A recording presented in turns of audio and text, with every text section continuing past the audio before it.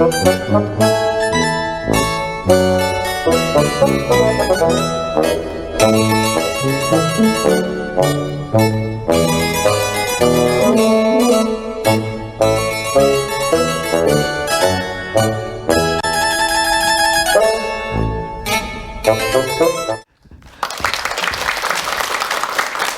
반갑습니다.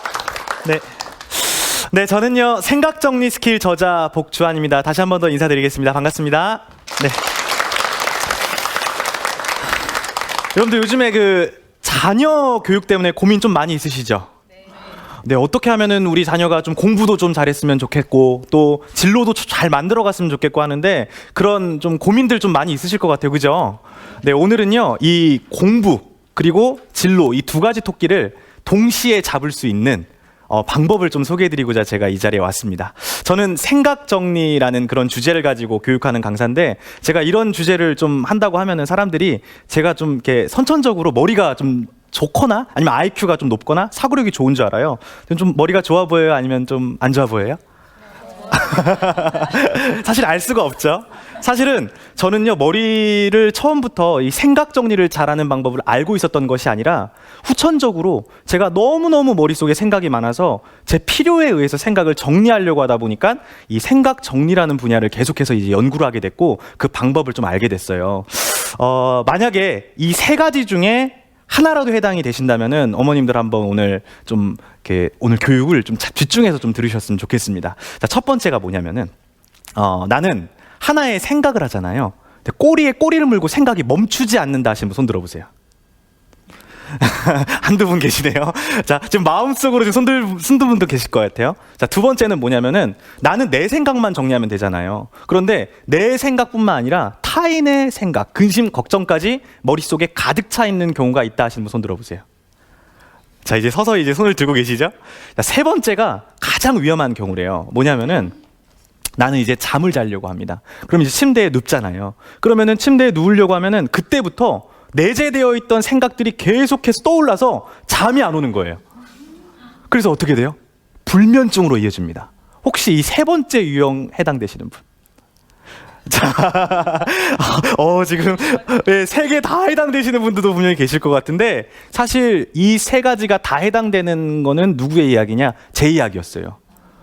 저는 머릿속에 생각이 너무너무 많은 사람이었습니다. 그래서 저와 같은 사람을 전문 용어로 이 프랑스의 심리치료사 크리스텔 푸티콜랭이라는 사람이 이런 얘기 하더라고요. 이런 사람은 좋게 얘기하면은 아이디어 유형의 사람이래요. 그런데 좀 안 좋게 이야기하면은 이런 사람을 정신적 과잉증후군이다. 좀 좋아 보여요? 안 좋아 보여요? 안 좋아 보이죠? 그러니까 아이디어가 많은 것뿐만이 아니라 정신적으로 뭐가 이루어지는 거죠? 정신적으로 과잉 활동이 일어나는 사람들이 바로 정신적 과잉증후군이라고 합니다. 한마디로 생각이 많은 것은 득인 거예요. 근데 정리되지 않으면 뭐가 되는 거죠? 독이 된다 이겁니다. 그래서 이 득을 어떻게 독으로 바꿀 것인가? 반대로죠? 독을 어떻게 득으로 바꿀 것인가? 몇 끗 차이예요? 한 끗 차이입니다. 그 한 끗 차이에 대해서 제가 좀 말씀을 드리려고 해요. 근데 이 생각 정리라는 어떤 주제를 가지고 교육을 이제 하다 보면은 사람들이 이 생각 정리라는 개념부터 좀 이제 정리를 좀 해야 된다고 저는 생각을 해요. 생각 정리하면은 뭐가 떠오르시죠? 아마 머릿속에 이제 고민, 근심, 걱정 이런 거 정리하는 게 생각 정리라고 생각하실 텐데 제가 생각하는 생각 정리는요. 청소년 기준으로 말씀드릴게요. 학교에 입학하는 순간부터 졸업하는 순간까지가 모두 다 생각 정리예요. 그죠? 공부하는 것도 뭐예요? 생각 정리죠. 발표하는 것도 뭐예요? 생각 정리죠. 토론하는 것도 뭐예요? 생각 정리죠. 자, 그리고 나서 이젠 졸업을 하려고 합니다. 그러면 이제 고등학교가 돼서 자기소개서 같은 거 작성하죠. 그런 것들도 다 생각 정리라는 거예요. 뿐만 아니라 학교를 졸업하고 나서도 취업 준비하는 것도 뭐죠? 생각 정리입니다. 회사에 입사해서 기획서, 보고서, 문서 작성하는 능력도 다 생각 정리라는 거죠. 그래서 모든 일의 시작과 끝은 생각 정리로 이루어진다. 이거를 딱 기억을 하시면 좋은데 근데 이 생각 정리가 만약에 잘 안 되면은 어떤 게 문제가 가장 되는가 이거예요. 뭐냐면은 돈이 많이 들어요. 자, 왜 생각 정리가 안 되면은 우리 학부모님들, 어머님들 돈이 많이 드느냐? 생각해 보세요. 자, 우리가 영어를 배우러 갑니다. 그죠? 그럼 영어를 배우러 가는 건 뭐예요? 영어에 대한 생각 정리가 잘 이루어진 사람한테 가서 배우는 거죠. 자, 논술을 배우러 갑니다. 논술에 대한 생각 정리가 잘 이루어진 사람한테 가서 배우는 거죠. 그리고 마찬가지로 스피치도 스피치에 대한 생각 정리가 잘 이루어지는 사람한테 가서 돈을 지불하고 이제 배운다라는 거죠. 그래서 제가 말씀을 좀 드리고 싶은 것은 이 생각 정리를 잘하는 방법을 알고 있으면은 이 사교육비도 좀 절감이 될 수 있고, 뿐만 아니라 내 아이의 어떤 인생을 스스로 정리해서 스스로 공부도 하고 또 진로도 스스로 만들어갈 수 있는 그런 방법을 알 수 있게 된다. 그래서 생각 정리가 중요하다, 이런 말씀을 좀 드리고 싶습니다. 자, 지금부터는 좀 이런 사례를 좀 보여드리려고 해요. 이 덴마크에요, 에프터스콜레라는 학교가 있다고 합니다. 에프터스콜레라는 거, 일종의 인생 설계 학교라고 하는데요. 혹시 들어보셨나요? 14살부터요 18살 때까지 청소년기잖아요. 고등학교 입학 전에 이제 1년 동안 쉬는 거예요. 쉬면서 뭐 하냐면은 인생에 대해서 꿈꾸고 설계할 수 있는 시간을 갖는다는 거예요. 그 시간 동안 뭐 하겠어요? 자신의 어떤 인생의 의미를 발견할 수 있겠죠? 또 생각을 충분히 해볼 수 있는 그런 시간이 있다라는 거예요. 근데 안타깝게도 우리나라의 어떤 그 교육 실정은 어떻죠? 우리나라 흔히 교육을 뭐라고 이야기하죠? 주입식 교육이라고 이제 이야기를 합니다. 물론 대부분의 학교가 이제 그렇게 하는 건 아니지만은 뭐 주입식 교육을 이제 한다라는 것은 우리가 알고 있죠. 시험을 보고 그 다음에 기록하고 시험 본 다음에 잊어버리고 다시 한번 외우고 계속 이걸 이제 반복을 하는 거예요. 그러다 보니까 BBC의 언론에서는 뭐라고 했냐면은 한국식 교육이 학생들의 머리를 이제 혹사하고 있다, 이렇게 표현을 합니다. 그리고 더 이제는 가슴이 아팠던 것은 우리나라의 어떤 그런 교육 형태로는 미래를 꿈꿀 수 있는 그런 여유가 없다, 이런 어떤 뉴스를 이제 보게 됐어요. 그래서 저는 이제 생각 정리라는 어떤 그 교육을 하는 사람이기도 하지만 제가 청소년 지도를 전공을 했습니다. 그래서 수많은 청소년들을 이제 만나면서 상담을 하게 되고 또 교육을 하면서 어떻게 하면은 좀 생각 정리를 좀 잘할 수 있을까? 어떻게 하면 좀 재미있게 생각 정리를 하는 방법을 알려줄 수 있을까? 그렇게 이제 생각을 많이 하거든요. 그래서 오늘은 제가 이 1부에서는 제 인생 경험을 통해서 저희 청소년기 이야기를 들려드리면서 제가 깨달았던 생각 정리의 그 비법들을 좀 전수를 해드리고, 또 두 번째 시간에는 생각 정리 도구들이 있어요. 이를테면은 생각을 정리하는 도구인 마인드맵, 그리고 만다라트라는 새로운 도구도 있는데 이 도구들이 생각보다 어렵지가 않습니다. 그래서 우리 어머님들이 직접 배우시고 자녀들한테 알려줄 수 있는 그 방법에 대해서 제가 소개를 해드리도록 하겠습니다. 먼저 1부에는요 제 인생 이야기부터 좀 시작을 하려고 하는데, 좀 한번 궁금하신가요? 네. 그럼 제가 지금부터 제 청소년기의 제 좀 모습을 좀 보여드리도록 하겠습니다. 저의 모습이에요, 저의 모습. 자, 이거 뭐 하는 거죠? 이거 접니다, 저. 중학교 2학년 때 마지막 웅변대에 나갔던 사진이에요. 제가요, 웅변을요, 그래도 한때 조금 잘했습니다. 조금 자랑하는 건데요.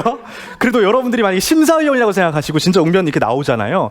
한번 여러분들이 제가 웅변을 한번 해볼 테니까 한번 그 상을 매겨보시는 거예요, 마음속으로. 최우수상이냐 아니면 장려상이냐 대상이냐 이렇게 한번 해보세요. 제가 나오면 박수 한번 크게 쳐주세요. 네. 이제 웅변은 딱 이렇게 딱 자리 잡고, 그죠? 딱딱하게. 여러분, 저는 며칠 전 아빠 엄마와 함께 텔레비전을 시청하다가 유고슬라비아에 있었던 가슴 아픈 이야기를 듣게 되었습니다. 내용 중략할게요. 맨 마지막 어떻게 해요? 이연사! 그 다음 어떻게 해요? 소리 높여 외칩니다! 그러면은 하고 이사하고 내려오는 것까지가 이제 웅변이에요. 자, 여러분들이 심사위원이라고 생각하시면은 한번 상상을 해보세요. 상을 뭐 주실 것 같아요? 안 주실 것 같아요. 어떤 거 주실 것 같아요? 막 장려상? 이렇게 생각하시겠지만은 저는 유치원 때부터 초등학교, 그다음 중학교 2학년 때까지 그 대회에 나가잖아요. 그럼 무조건 대상을 받았어요. 최우수상을 받았어요. 그러면은 남들이 보기에 뭘 잘하는 학생인 거죠? 말을 잘하는 학생이라고 생각을 했겠지만은 제가요 중학교 2학년 때 어머니한테, 그러니까 부모님하고 선생님에게 제가 뭐라고 말씀드렸냐면, 선생님 저 더 이상 웅변 안 하고 싶어요. 그리고 부모님한테는 저 이제 웅변대에 나가지 않을 거예요. 왜 그러냐? 너가 지금부터 웅변을 꾸준히 배우면 너가 그 대학교도 그 웅변을 가지고 특기를 가지고 이제 갈 수도 있는 그런 루트가 있을 것이고 또 웅변이라는 걸 계속 하다 보면은 여러 가지 뭐 좋지 않겠냐 이렇게 설득을 했어요. 근데 제가 뭐라고 했냐면 저 더 이상 나가기 싫다고. 왜 그래? 제 말이 아니잖아요. 이렇게 얘기를 했어요. 사실 요즘에는 많이 그러지 않아요. 근데 우리 어머님들 우리 어렸을 때 한번 생각해 보실까요? 웅변대회 나가면은 그 스피치 원고 대본 있죠. 웅변 원고 대본. 그거 누가 작성해 줬어요? 선생님이 작성해 줬던 거예요. 그래서 그 당시에 1등을 하거나 상을 받았던 학생들은 저처럼 앵무새처럼 잘 따라하는 학생들이 1등을 했던 거죠. 그래서 제가 첫 번째로 그런 괴리감에 빠졌어요. 아, 내가 말을 하는데 이건 내 생각이 아니야. 내 생각을 좀 정리를 잘하고 싶다. 그러다가 이 이야기를 좀 잘 들어보세요. 사실 그 인생을 살아가면서 이런 얘기가 있어요. 귀인을 몇 번 만난대요? 3번 만난다고 하잖아요. 그래서 저도 이 귀인을 딱 한 번 만났던 것 같아요. 첫 번째로 만났던 귀인은 언제였냐면은 중학교 2학년 때 있죠. 수련회 가잖아요. 수련회. 그럼 장기자랑 시간에 누가 나오죠? 레크레이션 강사가 나오잖아요. 그럼 무대 앞에 나와서 어떻게 해요? 박수 3번 시작! 탁탁탁 하면서 레크레이션을 하는데 야, 저 사람은 웅변하는 게 아니라 정말 내 생각을 가지고 말을 하는 거예요. 그래서 저는 첫 번째로 꿈이라는 게 생겼어요. 저 사람처럼 말을 잘하고 싶다. 저 사람처럼 무대 위에 올라가서 말하는 사람이 되고 싶다라는 그런 꿈이 처음으로 생기게 됐던 거죠. 제가 이 이야기를 왜 말씀드리냐면은 저는 단순히 공부를 하기 위해서 생각 정리를 한 게 아니에요. 그 꿈이 생긴 뒤로 뭘 하게 됐냐면 머릿속에 뭐가 많아질 것 같아요? 생각이 많아져요. 왜 생각이 많아지냐면은 질문이 많아지거든요. 어떻게 하면은 저 사람처럼 될 수 있을까? 저 사람처럼 되려면은 어떤 학교에 들어가야 되지? 저 사람처럼 되려면은 뭘 배워야 되지? 이런 질문들이 막 떠오르면서 이거를 적을 공간이 필요해진 거예요. 그래서 뭘 적었을까요? 일기를 적기 시작했어요. 그래서 제가 말씀드리고 싶은 것은 이 꿈을 위해서, 진로를 위해서 좀 이렇게 생각을 정리할 수 있는 방법은 바로 일기 쓰기다. 그런데 그냥 일기 쓰기가 아니네요. 저는요, 지금도 일기를 쓰니까 10년 이상을 일기를 써왔어요. 그러다 보니까 제가 깨달은 게 있잖아요. 여러분들 일기장에는 보통 뭘 적죠? 그렇죠. 그날 날짜도 적고요. 그죠? 날짜 되게 중요해요. 날짜 적어야지 나중에 내 성장의 기록, 흐름을 볼 수가 있어요. 장소 적는 것도 중요해요. 왜냐하면 장소를 기억의 부호라고 얘기하는데 장소를 적잖아요. 그러면은 그때 있었던 그 정서들이요 다 떠오른대요. 장소를 적어놓는 게 좋아요. 그리고 이제 내용을 자유롭게 적는데 저는 이제 10년 동안 일기를 적어봤습니다. 1단계는 뭐였냐면은 그냥 있었던 일들, 머릿속에 이제 생각나는 일들을 막 적기 시작했어요. 그때는 어떤 기분이었냐면은 외장하드 있죠. 외장하드가 왜 필요하죠? 컴퓨터에 파일과 폴더가 많아지니까 그거를 이제 비우려고 컴퓨터를 좀 빠르게 하려고 외장하드로 옮기는 거잖아요. 그런 개념으로 제가 일기를 썼었어요. 근데 이렇게 내 사실만 계속 적다 보니까 재미가 없는 거예요. 두 번째는 뭘 했냐면은 내 속마음 있죠. 친구랑 예를 들어서 만나요. 근데 싸울 수도 있는 거잖아요. 그러면은 친구랑 싸웠을 때 이 속상한 마음을 털어놓을 데가 없었다라는 거예요. 사춘기 때. 그래서 혼자서 일기를 막 적었는데 그러다 보니까 제가 일기 맨 첫 장에다 뭐라고 적었는지 알아요? 저희 엄마나 아빠가 볼까봐 제가 혹시라도 이 일기장을 보게 된다면 말해주길 막 이런 것들을 비밀 일기장이다 하면서 제가 적어놨었어요. 그러면서 제 일기를 적었는데 이것도 쓸모가 없는 거예요. 왜냐하면 부정적인 생각을 계속해서 일기장에 적다 보니까 나중에 보고 싶어요? 안 보고 싶어요? 보고 싶지 않잖아요. 그러니까 무슨 생각이 들었냐면은 이것은 일기장이 아니라 뭔가 발전적이고 건설적인 생각을 적는 게 아니라 내 생각의 쓰레기통이구나 이런 생각이 들었어요. 그래서 저는 3번째로 이렇게 일기를 쓰게 됐는데 이게 제 진로를 찾아가는데 굉장히 큰 도움을 줬어요. 이게 뭐냐? 한번 따라해 볼까요? 미래형 일기. 미래형 일기. 그러니까 미래형 일기가 뭐냐면은 예를 들어서 이런 거예요. 지금 현재 나는 꿈을 찾지 못했지만 앞으로는 꿈을 찾게 될 것이다. 한번 따라해 볼게요. 그럼에도 불구하고 이렇게 될 것이다. 현재 나의 상태를 적게끔 하는 거예요. 현재 나의 어떤 그 힘든 상태라든지 고민이라든지 문제점을 적게 하는 거예요.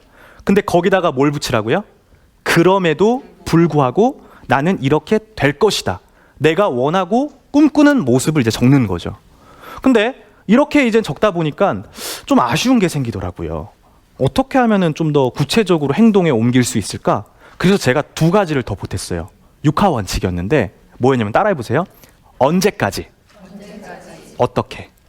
이 두 가지를 붙이니까 제가 언제까지라는 어떤 목표가 생기죠. 어떻게라는 방법들을 끊임없이 생각을 하게 되는 거예요.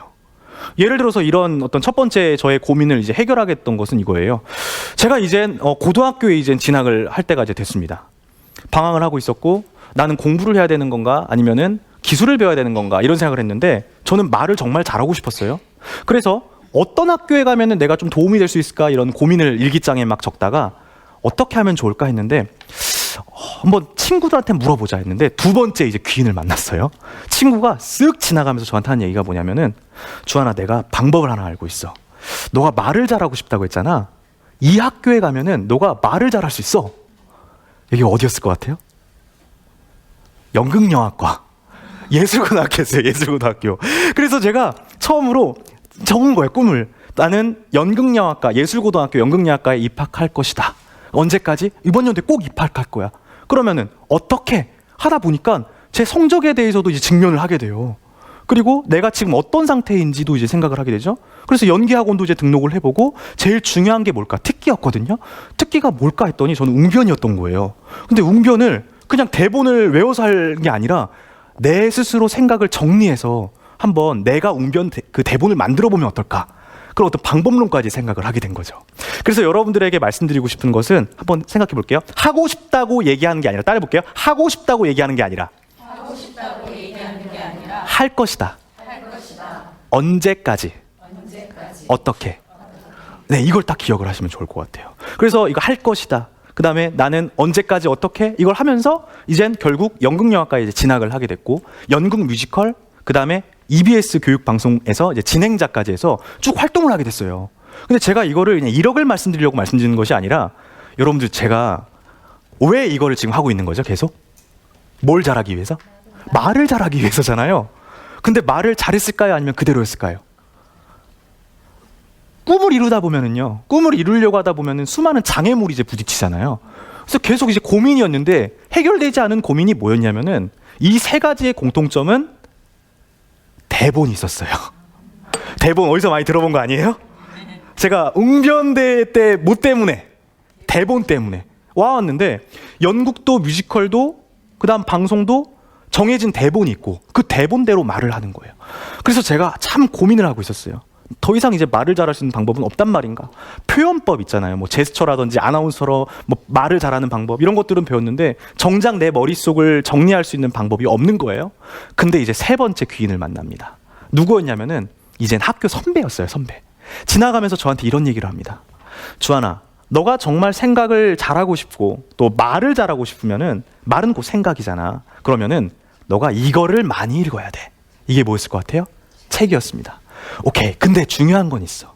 그냥 책을 읽으라는 게 아니라 일단은 내 생각에는 좋은 책도 읽어야 되지만 많이 읽어야 돼. 몇 권 정도 읽으면 좋을까? 저한테 물어보는 거예요. 여러분들은 그럼 몇 권 정도 책을 읽어야 될까요? 자, 어머님들 잘 생각해 보세요. 자, 우리가 책을 한 달에 몇 권씩 읽죠? 보통? 대한민국 사람들 평균. 한 달에 한 권도 안 읽는다고 합니다. 자, 그럼 1년이면 몇 권 읽어요? 12권. 그럼 5년 정도 읽는다 치면은요? 그럼 저한테는 왜 1000권이라고 말씀하시죠? 근데 그 당시에 1000권을 읽어라 이런 얘기가 좀 유행이었어요. 왜냐하면 1000권을 읽으면은 임계점에 도달해가지고 그때부터 뭔가 생각이 똑똑해지고 말을 잘할 수 있다 뭐 이런 어떤 주장들이 막 있었습니다. 그래서 저는 그 말을 무조건 믿기로 했어요. 믿져야 본전이니까요. 그걸 하는 이유는 내 생각을 스스로 정리를 하는 방법을 좀 배우고 싶었고 전 좀 똑똑해지고 싶었어요. 그래서 5년 동안 열심히 책을 읽었습니다. 닥치는 대로 책을 읽었어요. 자기계발서, 뭐 실용서부터 시작을 해가지고 인문고전, 그 다음에 철학서, 역사, 문학 여러 가지 책들을 다 읽었습니다. 물론 책을 읽으니까 머릿속 생각이 좀 정리가 잘 되더라고요. 근데 문제가 생겼어요. 여러분들, 책을 많이 읽는다고 해서 생각을 잘하는 걸까요? 책을 많이 읽으면 말을 잘할 수 있을까요? 제가요 깨달은 게 있잖아요. 그 컴퓨터 있죠. 비유를 해볼게요. 컴퓨터에 파일과 폴더가 많아지면 많아질수록 컴퓨터가 어떻게 되죠? 느려지잖아요. 그런 상태가 돼버린 거예요. 제 머릿속이. 그러니까 그 공자의 논어에 보면은 하기불사 증망이요 사이불확측태다. 무슨 말이냐면은 읽기만 하고 생각하지 않으면 막연하여 얻는 게 없다라는 이야기예요. 그 상태가 돼버린 거예요. 그래서 제가 지금부터는 뭘 말씀드리고 싶냐면은 한번 따라해 볼게요. 독서. 책을 읽을 때에도 생각 정리를 이제 해야 돼요. 그러니까 우리 자녀들을 이제 돌아가가지고 책 1000권 읽어라 하면은 우리 자녀분들이 좋아할까요? 싫어할까요? 싫어하죠. 한 권 읽기도 좀 힘들한데. 근데 저는 이런 말씀을 좀 드리고 싶어요. 많은 책을 읽는 것보다 정말 한 권이라도 어떻게 읽어야 될까요? 제대로 읽어야 된다라는 거죠. 그럼 그 한 권을 제대로 읽을 수 있는 방법이 뭐냐라고 했을 때 저는 한번 따라해 볼게요. 여백 독서법. 네, 여백에다가요. 내 생각을 정리해서 이젠 글을 계속해서 써보는 거예요. 어떻게 하는 건지 설명해 드릴게요. 예를 들어서 책을 봅니다. 책을 보면은 책에 여백이 있잖아요. 그 여백에다가 크게 3가지를 적어요. 첫 번째, 날짜를 적어요. 아까 제가 말씀드렸지만 날짜는 어떤 역할을 한다고 했죠? 성장의 기록이라고 했어요. 그러니까 우리가 예를 들어서 그 SNS 같은 데 있죠. 거기다가 막 댓글 남기잖아요. 댓글 남기면은 내가 옛날에 이런 생각을 했었구나. 이런 것처럼 책을 볼 때 댓글을 남기는 거예요. 책을 보다가 만약에 내가 좀 어려운 문장이 있으면은 어렵다. 난 이게 이해가 되지 않아. 부터 시작해서 마음속에 떠오르는 생각들을 여백에다가 적어놓는 거예요. 근데 간혹 가다가 여백에다가 이 쓰는 거를 별로 안 좋아하는 사람들이 있어요. 혹시 나는 책을 깨끗이 읽는 걸 좋아한다 손 들어보세요. 그렇죠? 우리 자녀분들 중에서도 책을 깨끗이 읽는 거를 이제 좋아하는 사람이 있는데 저는 개인적으로 제 생각에는 책을 깨끗이 읽는 것보다는 이왕 내가 산 책이라면은 저는 책에 흔적을 남겨야 된다. 이렇게 좀 생각을 해요. 내 생각의 흔적을 계속해서 이제 기록을 하는 거죠. 만약에 시를 보다가 감탄을 하게 되잖아요. 그러면은 와, 너무 좋다. 멋있다. 예를 들어서 종은 울려야 그때부터 소리가 난다. 그러면은 그러면은 사람도 만나야 그때부터 인연이 된다. 뭐 이런 내 생각을 또 적어보는 거예요. 이런 식으로 계속해서 여백 독서법을 하는 거죠. 제가 짜라스트라는 이렇게 말했다. 짜라투스트라는 이렇게 말했다라는 제목도 어렵죠. 니체의 책이에요. 그게 이제 신은 죽었다라는 그런 책이 나온 그런 책인데 내용을 보는데 쉬울 것 같아요? 굉장히 어려울 것 같아요? 제목만 들어도 어려운데 저는 그 책을 보면서 정말 머리가 터질 지경이었습니다. 너무너무 어려워서. 근데 한번 도전해보고 싶었거든요. 그래서 저는 그냥 읽기만 하면 너무 힘들 것 같아서 차라리 내가 읽다가 포기할지언정 그 포기하려고 하는 그 마음조차도 한번 담아보자 하면서 그걸 막 적었어요. 근데 시간이 흘렀어요. 6개월 전에는 내가 이해되지 못했던 그 책이었는데 6개월 시간이 지나니까 내가 그때는 이해되지 않았던 문장이 이해가 되네? 1년이 지나니까 좀 완벽히 이해가 되네? 뭐 이런 것들을 깨닫게 된 거죠. 그래서 책에는 한번 따라해 볼게요. 생각의 흐름. 네, 생각의 흐름을 담자 이런 말씀을 좀 드리고 싶습니다. 제가 이렇게 독서를 하는 방법에 대해서 설명을 드렸는데 또 한 가지는 이런 거예요. 책을 이제 찾아야 되잖아요. 그죠? 좋은 책을 이제 선별하는 방법을 좀 설명을 해드리려고 하는데 한번 따라해 볼까요? 표지 속에 답이 있다. 그 말씀을 좀 드리고 싶어요. 표지 속에 좀 답이 있다라는 건 뭐냐면은 우리가 이 책을 선택할 때 뭘 보죠? 그죠? 제목을 보잖아요. 근데 그 표지 안에 구성 요소가 있어요. 구성 요소. 그 구성 요소를 잘 이해를 해주셔야 되는데 표지엔 뭐가 있을까요? 제목이 있죠. 그리고요. 부제라는 게 있어요. 부제. 그리고요. 지은이 있고요. 그 다음에 카피라는 게 있어요. 이 4가지 요소를 잘 알고 계시면 그때부터 책 전체상이 머릿속에 그려져요. 그러니까 단순히 책을 보는 데서 멈추는 것이 아니라 책 전체상을 읽고 이해한 다음에 내용을 보는 순으로 이젠 공부를 해야 된다는 얘기죠. 자, 예를 들어 볼까요? 저의 어떤 제가 쓴 이 책을 보면은 제목이 생각 정리 스킬이에요. 생각 정리 스킬. 그럼 그 밑에 이제 부제가 있잖아요. 그럼 여러분들 한번 질문 던져볼게요. 생각 정리 스킬 하면은 여러분들 뭐가 궁금하세요? 그럼 질문을 딱 던져주세요. 생각 정리 스킬. 생각 정리 스킬이 뭐지? 그리고요. 어떻게 생각 정리를 해야 되지? 그리고요.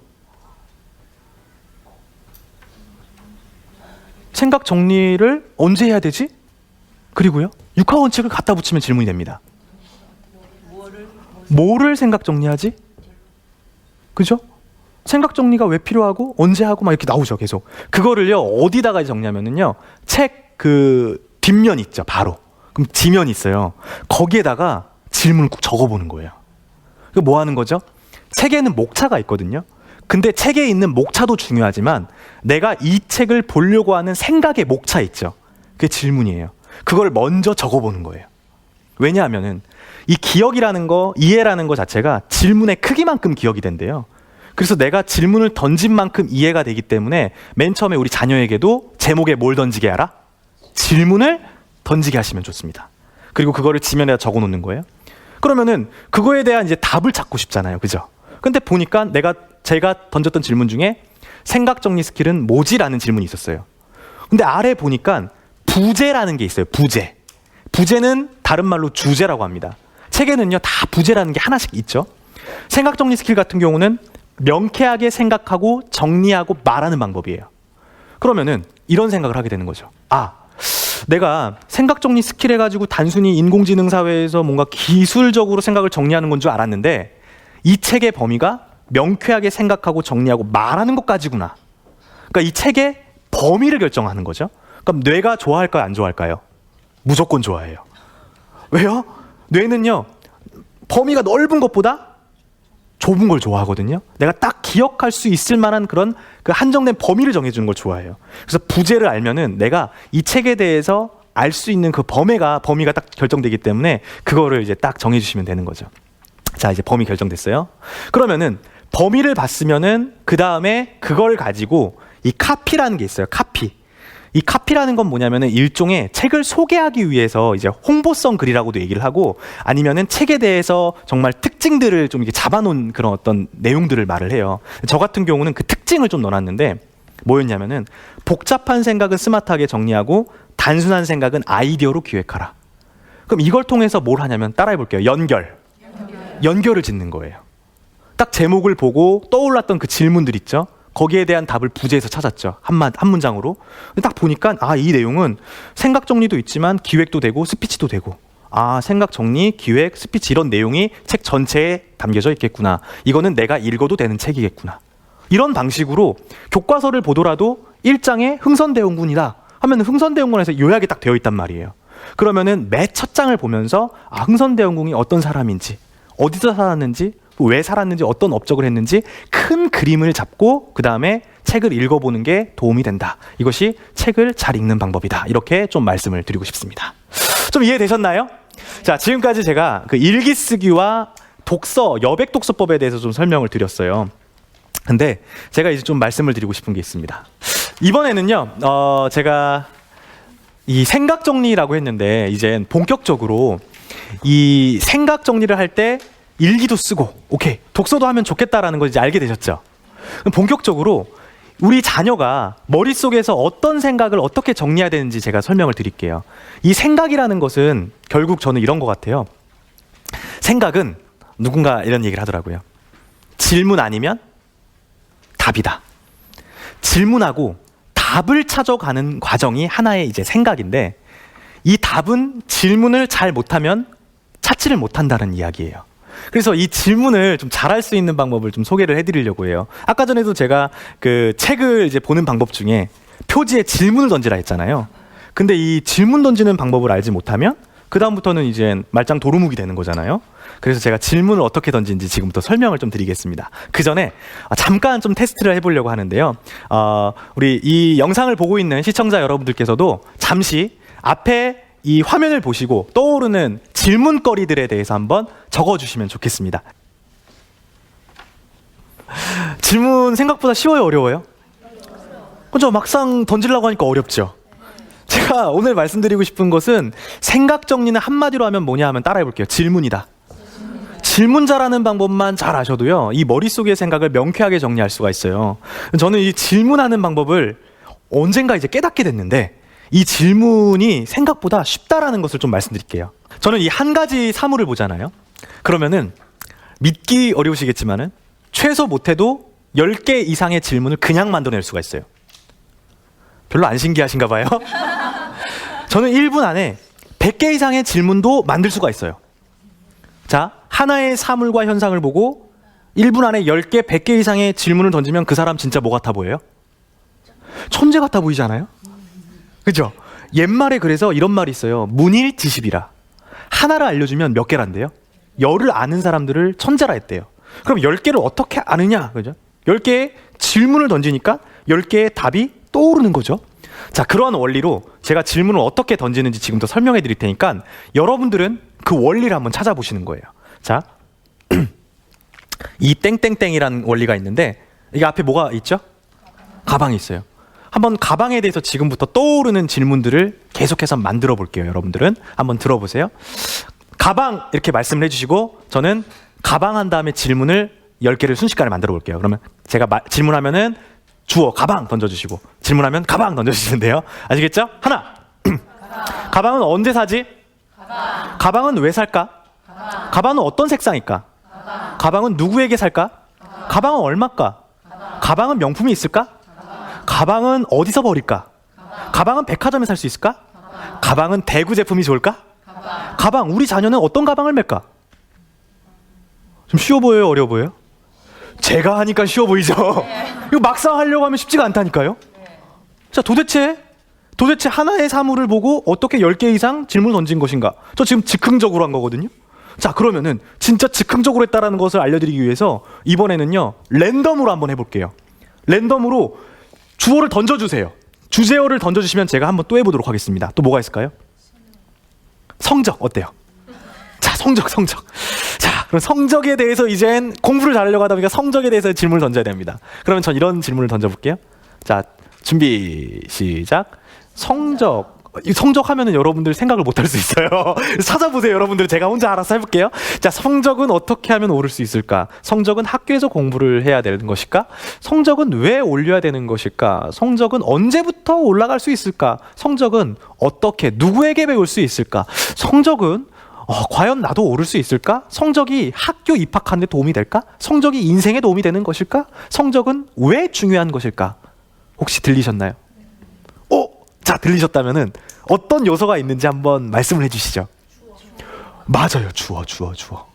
주어라 하면은 주제어죠. 이 문장의 이제 핵심어가 바로 주어인데 저는 어떻게 해서든 주어를 놓쳤어요? 안 놓쳤어요? 안 놓쳤어요. 생각할 때 있어서요, 이 주어를 놓치지 않는 역량이 참 중요합니다. 그래서 뒤에 배우겠지만은 이 마인드맵이라든지 만다라트라든지 이런 정리 도구 보면 중심이라는 게 항상 있어요. 주어. 자, 그런데 여러분들이 한번 노트에 적으신 질문 한번 보시죠. 장담컨대 주어가 점점점 생략됐거나 주어가 없는 분들도 있을걸요?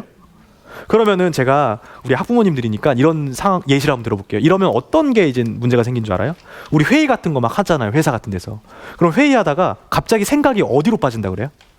삼천포로 빠지잖아요. 삼천포로 빠지는 주된 원인 중에 하나가 뭐냐면은 내가 말하고자 하는, 내가 생각하고자 하는 주어를 놓쳤기 때문에 그래요. 그래서 한번 따라해 볼게요. 주어를 적자. 질문의 주어를 일단 적어야 돼요. 그래야 그 단어에 대해서 몰입을 할 수 있습니다. 자, 두 번째입니다. 자, 한번 또 찾아보시죠. 하나 찾으셨어요. 하나 이제.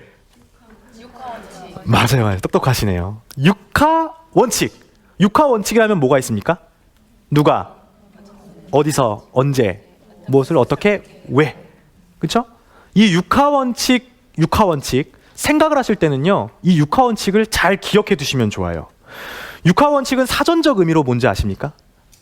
사람들이 가장 궁금해하는 핵심 요소 6가지. 그러니까 사람들이 가장 궁금해하는 핵심 요소 6가지인데 이 궁금이라는 이 단어가요, 알고 싶어 답답한 마음이에요. 그래서 이 육하 원칙을 가지고 이야기를 하게 되면 그 답답한 마음이 해결된다라는 얘기죠. 그리고 육하 원칙은 머릿속에 그림을 그려줘요. 예를 들어서 여행입니다. 내가 제주도 여행을 갈 거예요. 그죠? 그럼 제주도 여행, 육하 원칙 한번 던져보세요. 여행을 언제 갈까? 누구랑 갈까? 그리고요, 왜 가지? 제주도에서 뭘 먹지? 하면서 보이지 않는 생각이 어떻게 돼요? 머릿속에 그림을 그려줍니다. 그래서 육하 원칙을 갖다 붙이면 질문이 만들어진다. 또 마지막 세 번째가 있었죠. 세 번째가 뭘까요? 맞아요. 물음표. 맞아요. 물음표입니다. 물음표. 정답이에요. 질문은 어떻게 끝나죠? 물음표로 끝나요. 그래서 이것을 뭐 서술 혹은 의문형 동사, 근데 줄여서 저는 문법이 아니에요. 그래서 동사라고 표현을 해보겠습니다. 그럼 한번 따라해 볼게요. 주어, 육하원칙, 동사. 주어, 육하원칙, 동사라는 것을 알고 있으면 여러분들도 질문을 순식간에 만들어낼 수 있다는 거죠. 그러면 질문을 만드는 건 왜 중요하냐 이거예요. 우리가 보통 이제 자녀분들 혹은 여러분들도 발표하려고 무대 앞에 딱 나와요. 말을 하려고 해요. 그럼 갑자기 어떻게 돼요? 말문이 막혀버리죠. 말문이 막히는 이유가 뭔지 아세요? 자, 그죠. 생각이 막혀서 그래요. 생각이 막히면 어떻게 땀이 삐질삐질 흐르고 이거 어떻게 해야 돼, 이 상황을, 그죠?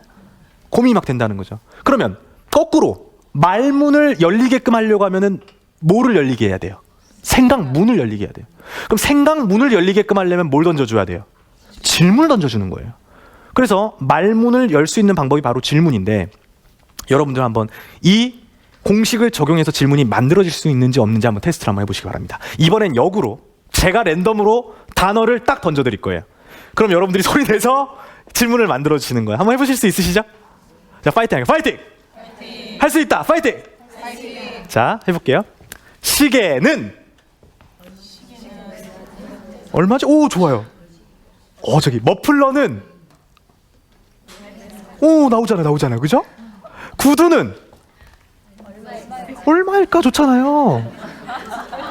자, 관심 있으니까 나오네요. 다시 해볼까요? 구두는 어디서 살까? 나오잖아요. 나오죠? 그럼 삼겹살은? 그 삼겹살 나왔으니까 메딘분 뭐가 나오죠? 다이어트는? 언제 해야 될까? 나오죠. 자, 이렇게 질문이 이제 만들어진다는 얘기예요. 그런데 여기에서 어려운 질문과 또 쉬운 질문이 나눠져요. 반면 다르게 얘기하면은 좋은 질문과 안 좋은 질문. 그러니까 좋은 질문은 이렇게 이제 결정됩니다. 뭔지 한번 보세요. 여러분들 이제 어려워져요, 질문이. 진짜 어려워집니다. 한번 제가 질문 던져볼 테니까 일단 쉬운 질문부터 한번 던져볼게요. 여행은? 되죠? 막 되죠? 어디로 갈까 되는데 여기 쉬워요. 그다음 뭐 할까요? 기념일은? 뭐 살까 되죠? 이거 어렵지 않아요? 근데 진짜 어려운 질문 이런 거예요. 나의 자녀는? 갑자기 뜬들이기 시작해요. 내 인생은? 뜬들이기 시작하죠? 나는? 그죠? 제가 얼마 전에 한 그 직종을 이제 만났어요. 근데 의사 선생님들 이제 만나가지고 생각 정리 스킬 교육을 했는데, 의사 선생님 제가 맨 앞에 있는 분에게 이거 진짜 어려운 질문이니까 한번 해보실 수 있겠어요? 한번 해보겠습니다 이러는 거예요. 제가요, 나는 막 이러다가 맨 마지막에 의사는 이랬어요. 그랬더니 갑자기 나다 이러는 거예요. 이게 의사 선생님들도 이게 질문을 딱 던지면은요, 이게 어려운 질문을 던지면은 갑자기 말문이 막히나 봐요. 자, 근데 어렵다고 느끼는 이유가 있어요. 자, 방금 제가 던졌을 때 질문에 뭘 바꿔줬을 때 좀 질문이 어렵다고 느껴지셨어요? 주어. 주어를 형이상학적인 거, 즉 눈에 안 보이는 거죠. 나, 인생, 사랑, 꿈, 이런 걸 던지면은 갑자기 철학적인 사유로 깊이 있게 막 빠져버리는 듯한 느낌이 들어요. 그래서 이때는요, 철학으로 이제 막 빠져도 되는데, 그때 나는 왜 이렇게 살지? 나는 왜 이렇게 어렵지? 시험 나는 왜 이렇게 못 보지? 이렇게 정답을 내리는 것이 아니라 이때 이성적으로 다 따라해 볼게요. 질문. 육하원칙 동사로 딱 쳐버리면은 생각이 발전적으로 갈 수 있어요. 해볼게요. 한번. 다시 한번 해볼게요. 나는 육하원칙 동사 한번 해볼게요. 나는 육하원칙 동사로 한번 해보는 거예요. 그죠. 나는 하니까 또 어려운 거예요. 그죠? 그럼 어려울 수 있어요. 나는 하면은 육하원칙 언제 뭐 살아갈까? 꿈은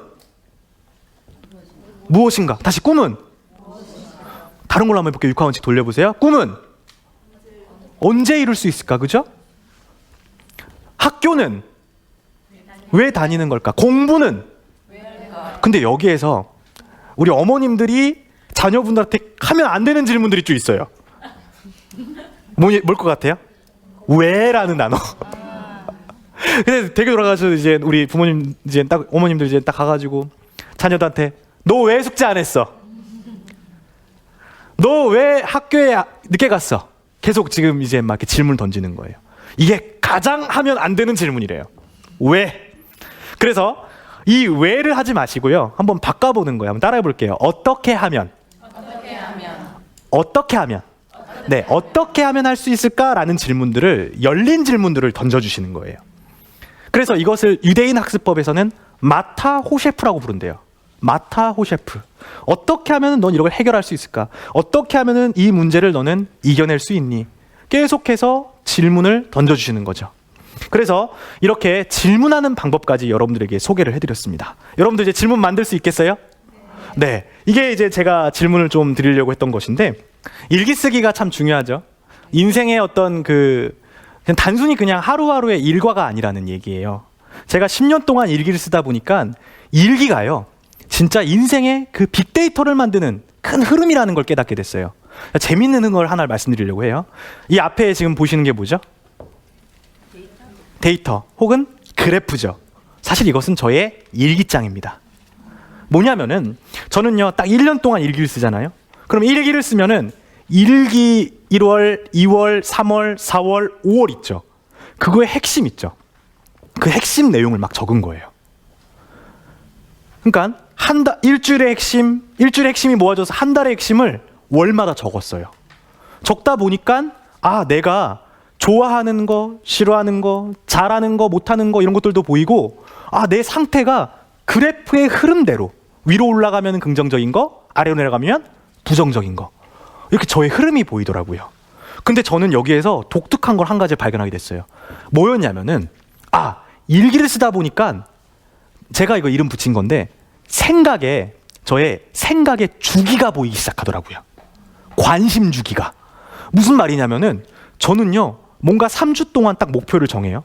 예를 들어서 내가 3주 동안 목표를 정하는 게 아니라 제가 딱 일단 목표를 정해요. 나 책을 읽어볼 거야. 갑자기 막 책을 읽고 싶어지는 거예요. 그런 날 있잖아요.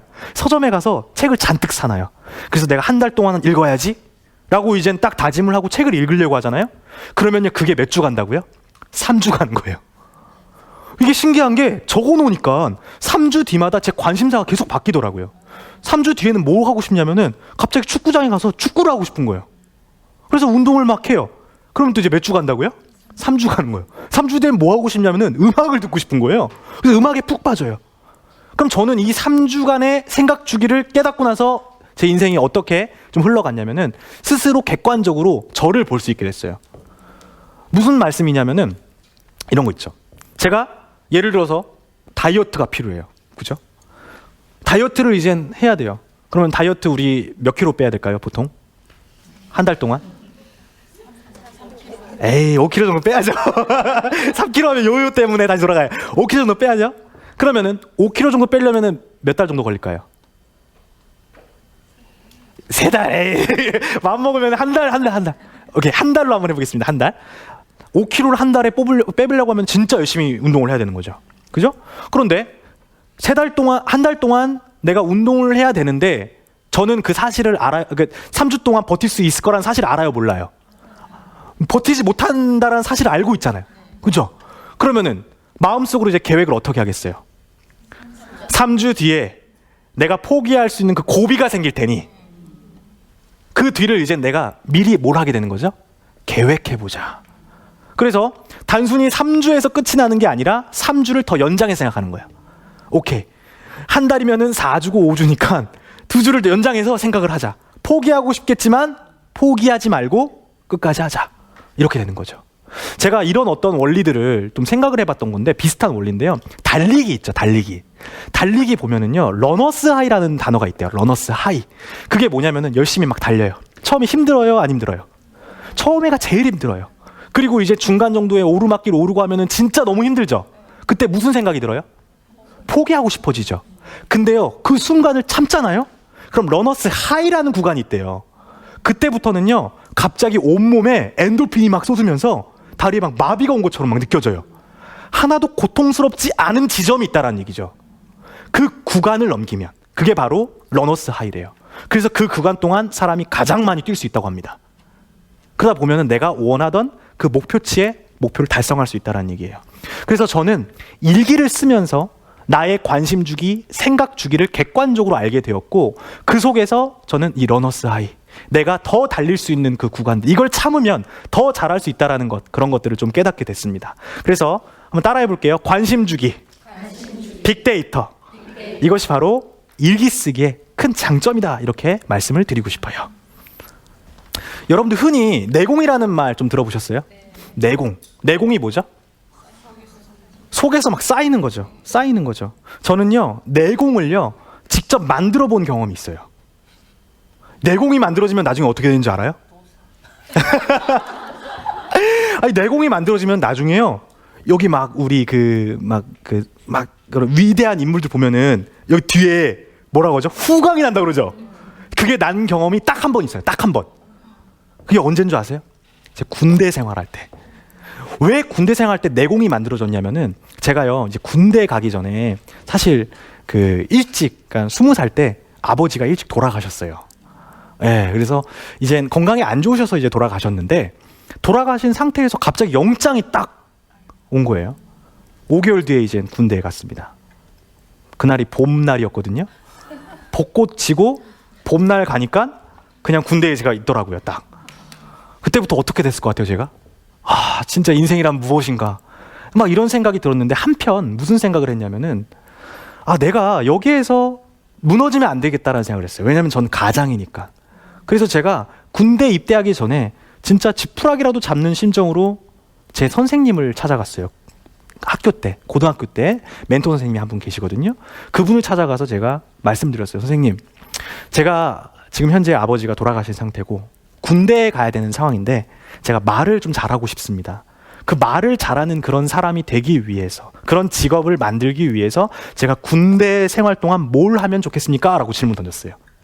그랬더니 교감선생님께서 말씀하시기를, 아나운서의 자질이래요. 그리고 조선시대 인재 등록인데, 이 4가지를 너가 딱 하면은 그때부터 너가 원하는 방향대로 살아갈 수 있을 것이다. 그 4가지가 뭐였냐? 신, 언, 서, 판이었어요. 신언서판. 이게 뭐지? 신체였습니다.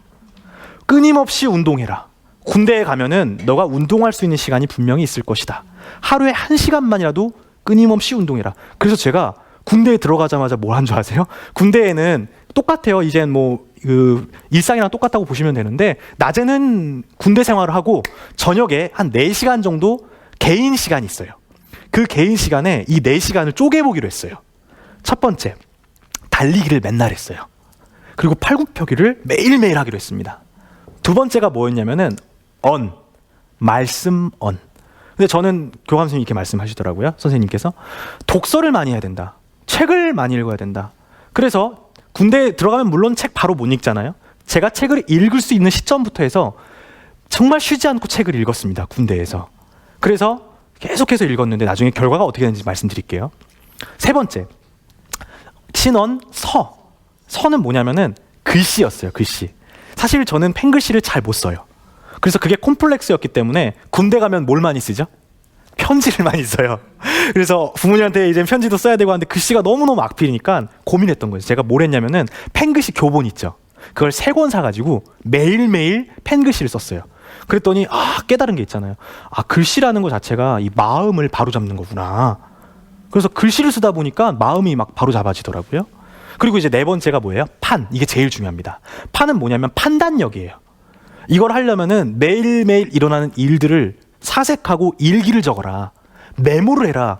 이 4가지를 딱 알려주시면서 저한테 한번 해보라고 했습니다.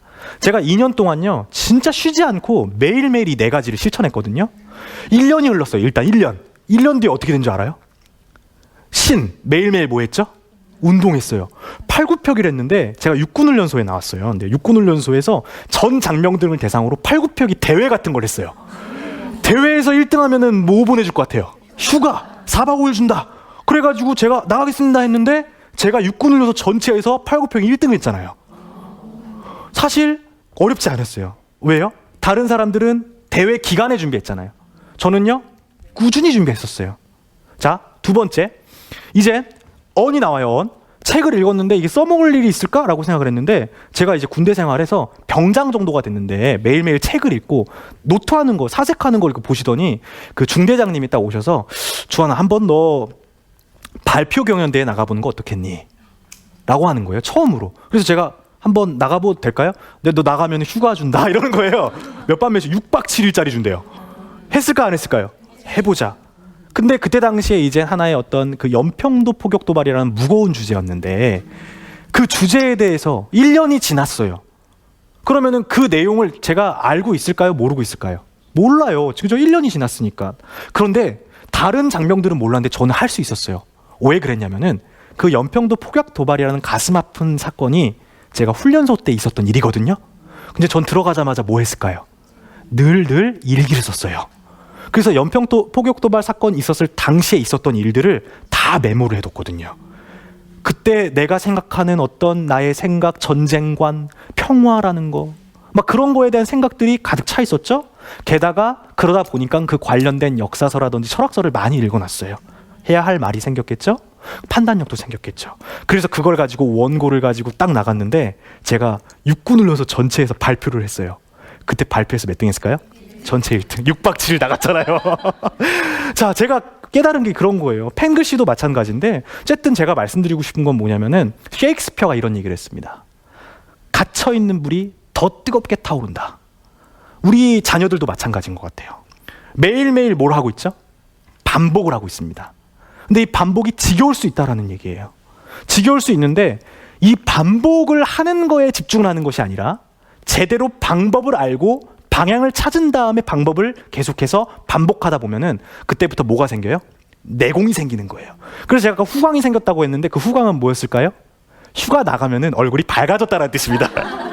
밝았다는 뜻이에요. 예. 그래서 여러분들도 한번 해보시면 좋을 것 같은데 또 한 가지 제가 좀 말씀을 드릴게요. 관련된 내용인데 댁에 돌아가셔서 이 영화 한번 보세요. 사랑의 블랙홀이라는 영화가 있어요. 톰 행크스 나오는 영화인데 이게 반복에 대한 영화예요. 반복에 대한 영화. 전체 줄거리를 말씀드리면 재미없을 것 같아서 딱 중간만 말씀드릴게요. 톰 행크스가 기자로 나옵니다. 굉장히 까칠한 기자예요. 그런데 연애가 아니라 그 좀 같이 여자분이 한 분이 나와요. 동료분인데 톰 행크스가 평소에 별로 안 좋아했어요. 근데 하루가 지났는데 하루가 이제 똑같이 기자 생활을 하고 이제 따분한 일상을 하고 이제 다음날 아침 눈을 딱 떴습니다. 눈을 떴는데 불사 어제랑 똑같은 상황인 거예요. 무슨 말이죠? 이젠 가려고 하는데 갑자기 여기 웅덩이가 있었어요. 웅덩이에서 물 탁 하니까 물 맞는 그런 상황들, 그리고 갑자기 차에 치일 뻔했던 그런 상황들, 이런 게 계속해서 반복이 되는 거예요. 그러다 보니까 무슨 생각을 했을까요? 이거 어떡하지? 이걸 벗어나야 되는데. 다음날 아침 눈 떡 떴었어요. 밖에 나가려고 하는데 웅덩이에서 또 하고 또 그 상황이 반복되는 거예요. 미쳐버리겠죠? 시간이 이제 흘렀는데 참 신기한 게 뭐냐면은 이 남녀 간의 관계라는 게 그런 것 같아요. 계속 누가 있어요? 동료 여인이 옆에 있잖아요. 있다 보니까 그 여인이 보이기 시작하는 거예요. 그래서 톰 행크스가 그 여인에게 뭐가 되는 거죠? 사랑에 빠져버린 거예요. 그래서 무슨 생각을 하게 되냐면은 내가 이 여인을 내가 이렇게 사랑을 좀 하고 싶다. 근데 이 여인과 양수기예요, 서로. 그래가지고 톰 행크스가 무슨 생각을 하게 되냐면은 그래, 어차피 반복되는 인생, 이 여인에게 내가 최고의 프로포즈를 할 수 있는 방법을 한번 연구해보자. 그래서 피아노 학원 등록해요. 피아노 학원에서 등록을 해서 매일매일 피아노 연습을 합니다.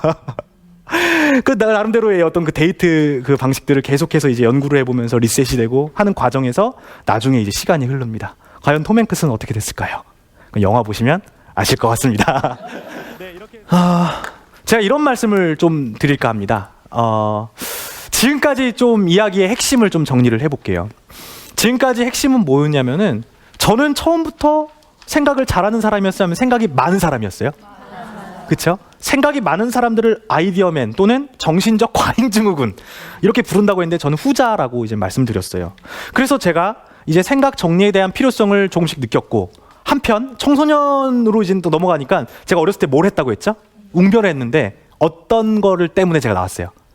대본 만드는 방법 알고 싶어가지고 이제 여러 가지로 독서도 해보고 일기도 해봤다 있는 거예요. 근데 한번 짚어드릴게요. 자, 일기는 그럼에도 불구하고 그 다음 어떻게 하죠?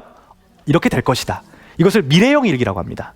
그래서 오늘 자녀분들한테 가셔서 이 미래형 일기에 대해서 꼭 한번 알려주시고, 너가 지금 현재 이런 상황이지만 이렇게 될 것이야. 근데 거기서 두 가지 더 붙이면 좋다고 했죠? 언제까지? 어떻게? 이걸 꼭 붙여주면 좋다고 얘기를 제가 말씀을 드렸어요. 두 번째는 뭐냐면은 독서를 하자고 했는데 많은 책을 읽는 것도 중요하지만 책 한 권을 어떻게? 제대로 읽는 게 더 중요하다고 말씀드렸죠. 두 가지 방법 알려드렸습니다. 책 여백에다가 내 생각을 기록하자고 했어요. 세 가지를 기록하자고 했는데 첫 번째, 날짜. 두 번째, 장소. 세 번째, 자유롭게 떠오르는 내용들을 적어도 되고 포스트잇으로 붙여도 됩니다. 이 생각들이 나중에 모여서 내 생각의 빅데이터가 형성이 돼요. 그래서 그것을 만드는 것이 바로 책을 읽는 것이다, 이렇게 말씀을 드리고 싶어요. 그리고 세 번째는 제가 이젠 질문자라는 방법을 소개를 해드렸어요. 이 질문자라는 방법이 2부랑 이제 연결이 되는 것인데, 질문은 어떻게 만드는 거죠? 주어, 육하원칙, 동사. 주어, 육하원칙, 동사. 주어, 육하원칙, 그러니까 물음표, 의문형 동사. 이거를 만들면은 어떠한 질문이든 만들어낼 수 있기 때문에 말문도 생각문도 열릴 수 있다는 것을 제가 강조를 해드렸습니다. 여기까지 좀 이해가 잘 되시나요? 네. 끝으로 제가 이런 말씀을 좀 드리고 싶어요. 사실 제가 아까 전에 귀인을 만난다고 했잖아요. 인생 살아가면서. 근데 저는 귀인도 있었고요. 저는 제 인생에 있어서 멘토가 한 분 있었습니다. 바로 저희 어머니예요. 저희 어머님은 항상 저의 이야기를 묵묵히 들어주셨어요.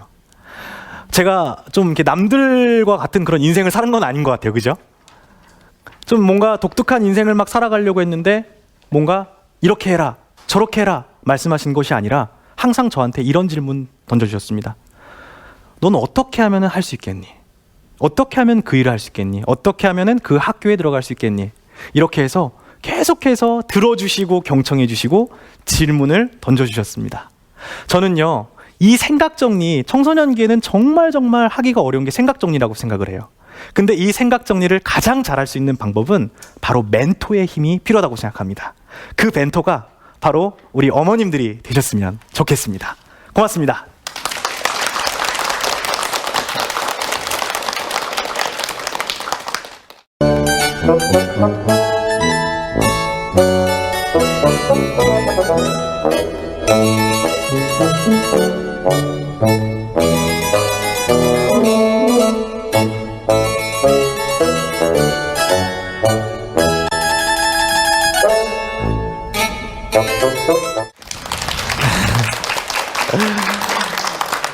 네, 반갑습니다. 저는 생각정리 스킬 저자 복주환입니다. 반갑습니다. 네.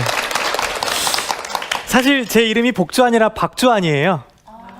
예, 근데 제가 왜 복주환을 쓰냐면은 좀 복을 많이 받고 싶어가지고 20살 때 이름을 좀 바꿔봤습니다. 어떻게 좀 기억하기 쉬우시죠? 그래서 제가 보통 소개할 때 이렇게 하는데 다시 한번 해볼게요. 보기만 해도 복이 생기는 남자, 여러분들에게 복을 드리러 온 남자, 복주환입니다. 반갑습니다. 사실 제 이름을 가지고 이제 이야기를 시작하는 이유가 있어요. 사실 저는 꿈을 이루는 방법에 대해서 지금 2부에 좀 소개를 해드리려고 하는데, 저는 제 꿈을 이루고 싶어서 이름까지도 한번 바꿔봤어요. 정말 이름을 좀 바꾸면은 내가 꿈을 이루는 데 있어서 좀 더 보탬이 되지 않을까 하는 생각 때문에 이름도 실제로 바꿔봤고 여러 가지 노력을 해봤는데, 꿈이라는 주제로 가지고 한번 질문 한번 드려보도록 하겠습니다. 여러분들 혹시 좀 어려운 질문일 수 있는데, 우리 자녀분들의 꿈이 뭔지 아세요? 좀 어렵지 않아요? 우리 자녀분들 뭘 좋아하고 뭘 싫어하는지, 뭘 잘하고 뭐가 어려워하는지 좀 알고 계신가요? 사실 이 문제는요, 우리 어머님들 뿐만이 아니라 자녀 본인도 힘들어하는 문제인 것 같아요. 그쵸? 근데 왜 이런 것들을 힘들어하는가 좀 생각을 해봤어요. 이 꿈이라는 것도 결국 눈에 보여요, 안 보여요? 보이지 않는 생각입니다, 생각. 그래서 이 머릿속에 있는 생각을 시각화, 즉 눈으로 보면서 정리하지 않으면은요, 내가 지금 현재 무슨 생각을 하는지, 뭘 좋아하는지, 그리고 어떻게 살아가야 되는지 이런 것들을 스스로 정리하기가 어렵다라는 이야기죠. 그래서 두 번째 시간에는 이 꿈을 좀 한 페이지로 정리할 수 있는 실질적인 방법에 대해서 좀 소개를 해드릴까 해요. 그 전에 제가 좀 이렇게 질문 한 가지 좀 드려볼게요. 여러분들 혹시 생각 있잖아요. 생각이 어원이 어떻게 시작되는지 혹시 아십니까? 여러 가지가 있대요. 생각의 어원. 근데 그 중에서 하나가 뭐냐면은, 생각은 사랑에서 비롯됐대요. 사랑. 그럼 왜 생각이 사랑이냐? 그래서 생각이 뭐냐면은 사량, 즉 생각사 양양, 생각의 양. 자, 그럼 좀 이렇게 이치적으로 설명해 드릴게요. 우리가 누군가를 이제 사랑합니다. 예를 들어서 우리 자녀들 생각 많이 하죠. 자녀 많이 사랑하시죠? 그럼 학교 가면 항상 어떻게 해요? 보고 싶죠. 그죠? 학교 가면 어때요 또?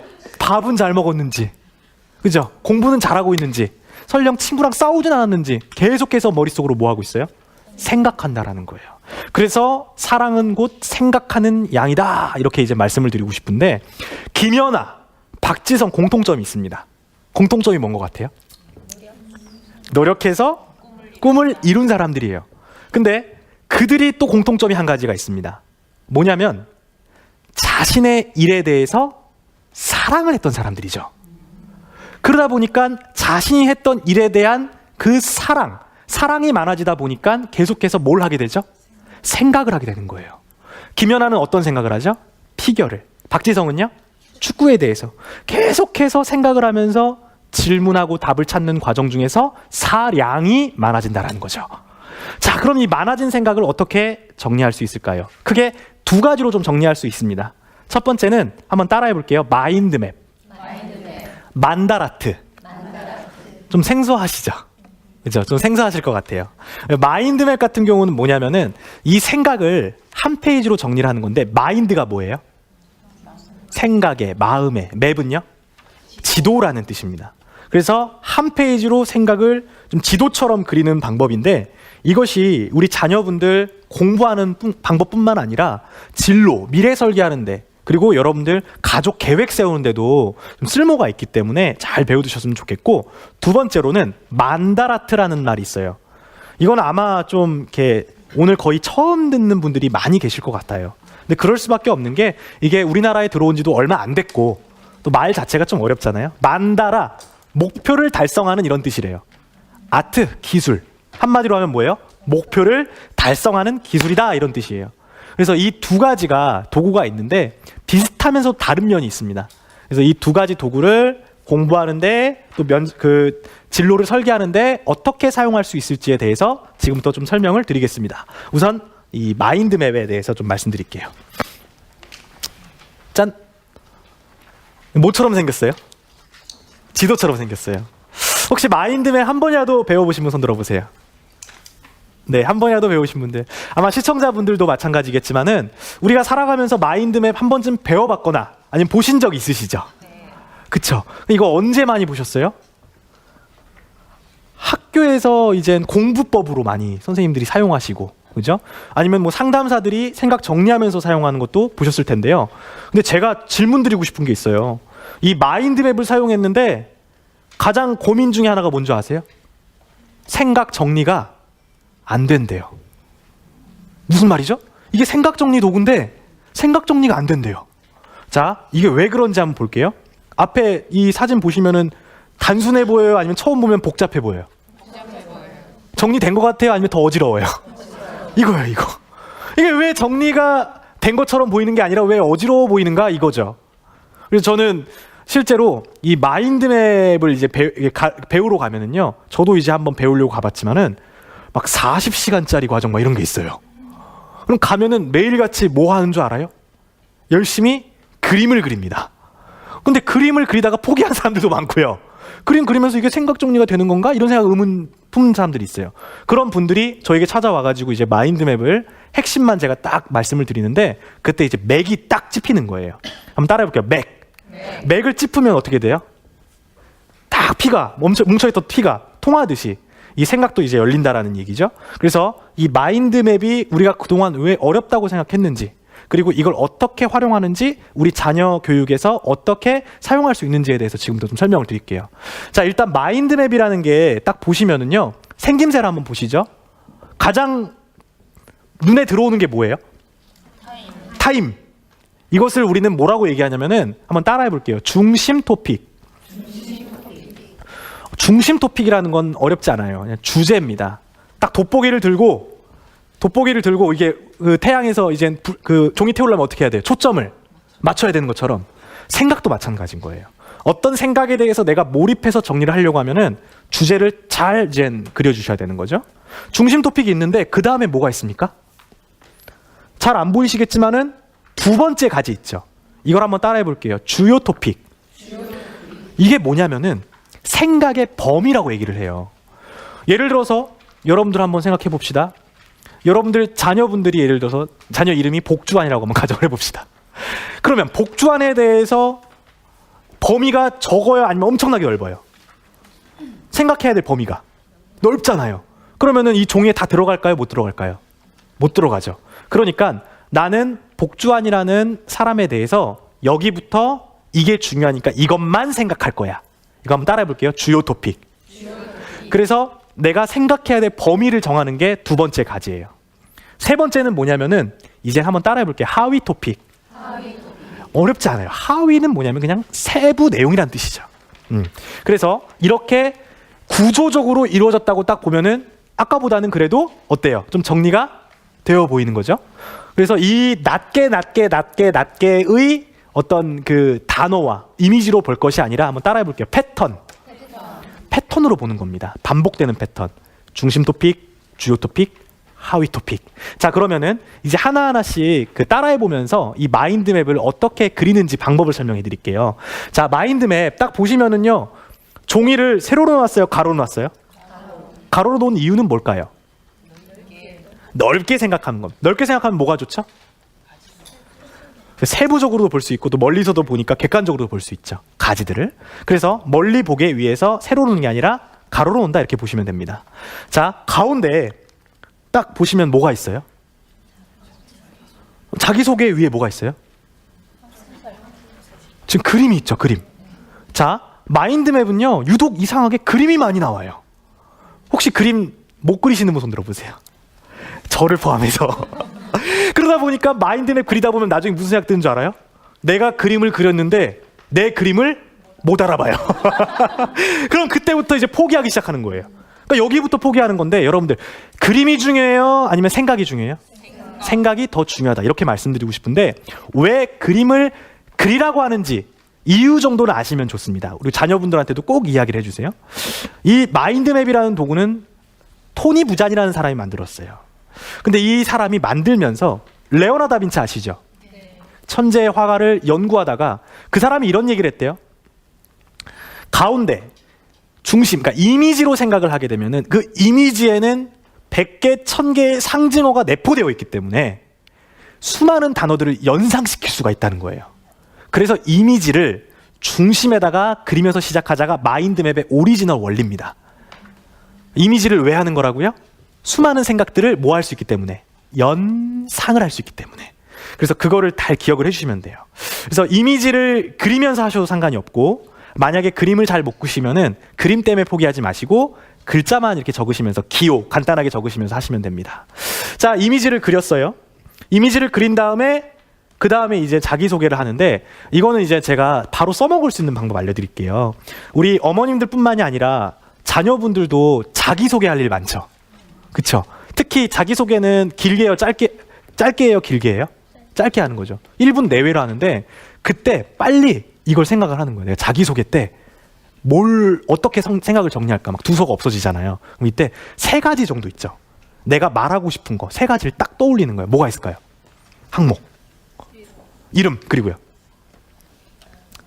나이, 그리고요 성격, 취미 이런 게 있죠. 근데 여기서 만약에 이름 이러면은 저 이름은 복주환이고요. 끝나버리잖아요.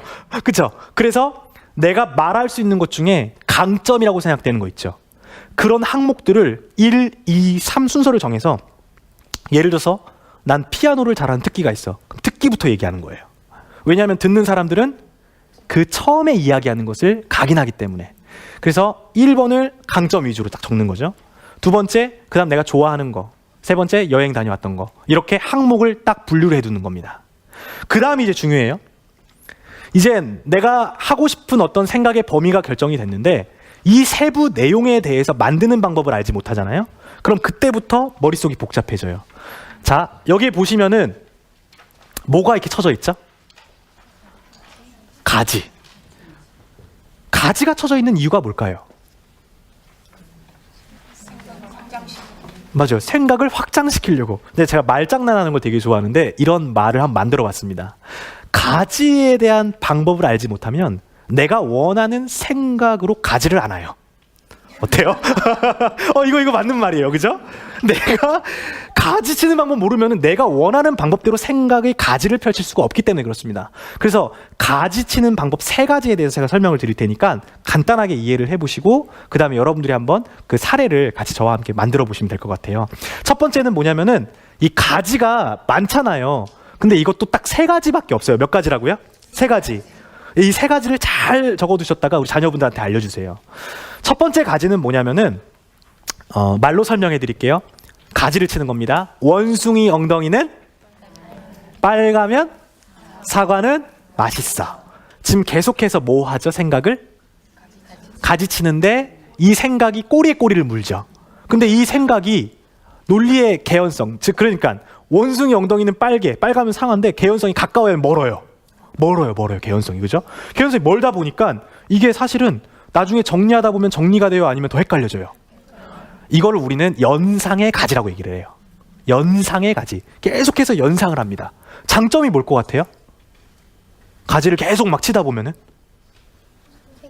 새로운 생각, 아이디어를 발상을 많이 할 수 있어요.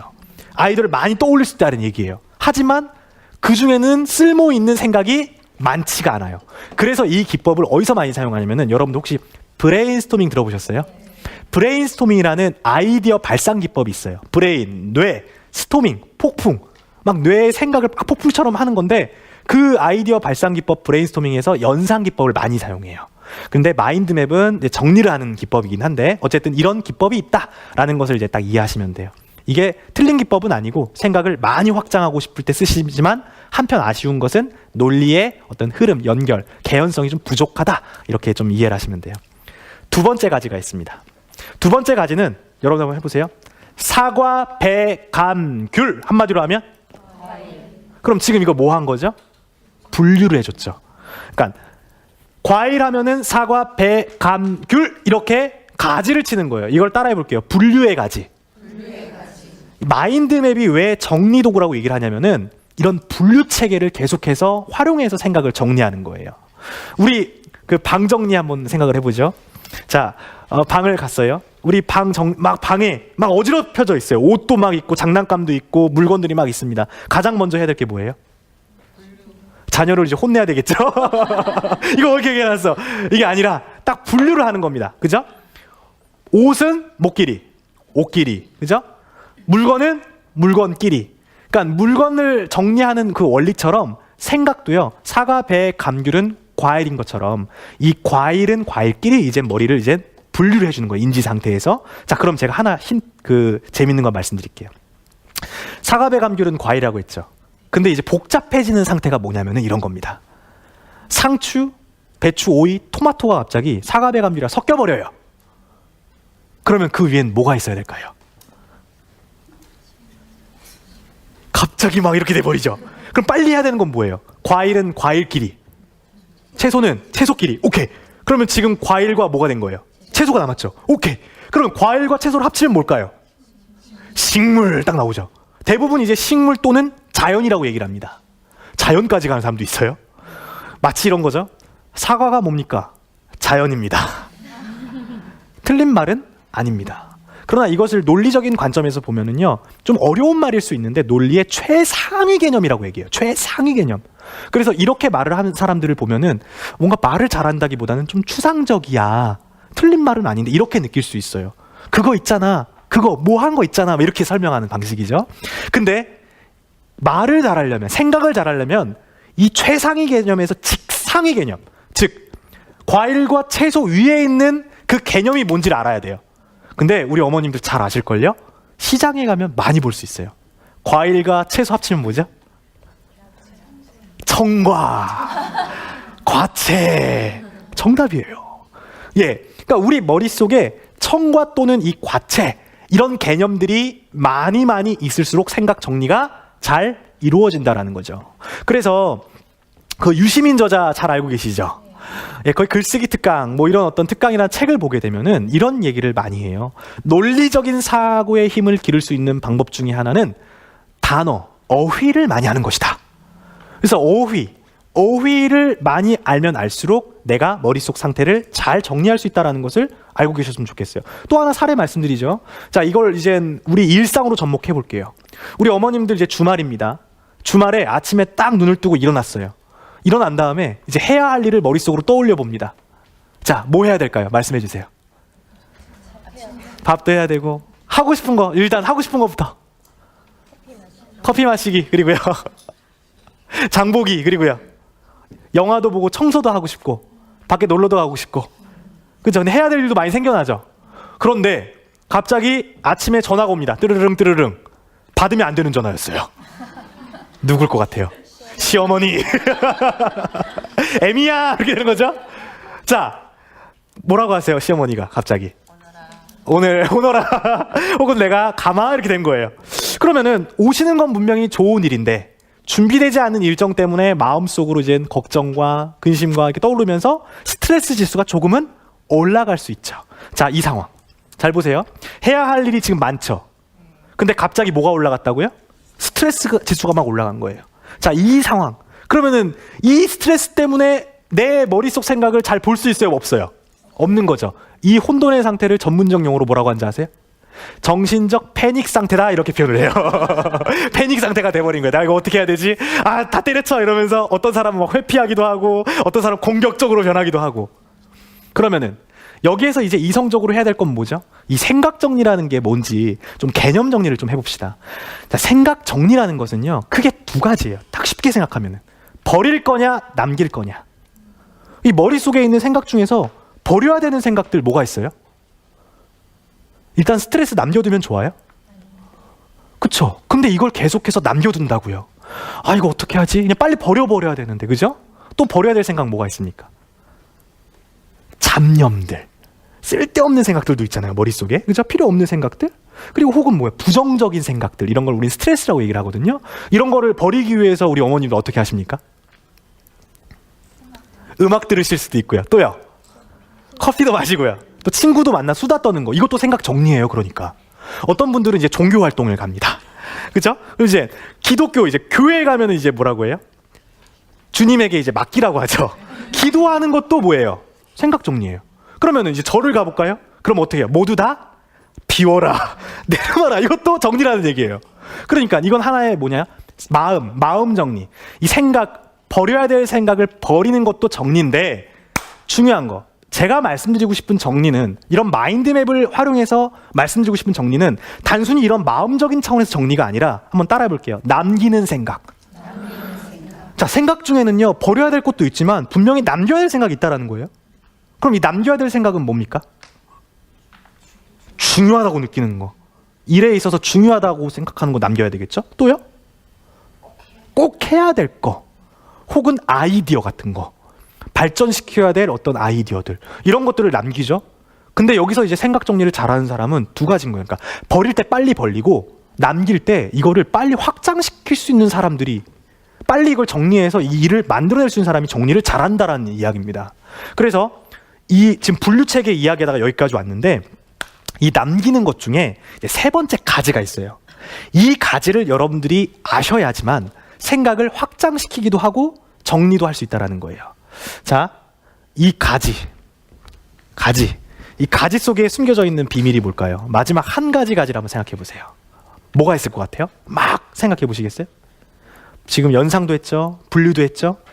이 가지는 한번 따라해 볼까요? 질문의 가지. 우리가 가지를 가지로만 보니까 이게 마인드맵이 헷갈려져요. 그냥 선인 줄 알아요. 사실 이 선은요, 진짜 심플하게 보면은요, 가지는 질문이다. 질문, 우리 지난번 시간에 배웠죠? 질문은 뭐라고 했죠?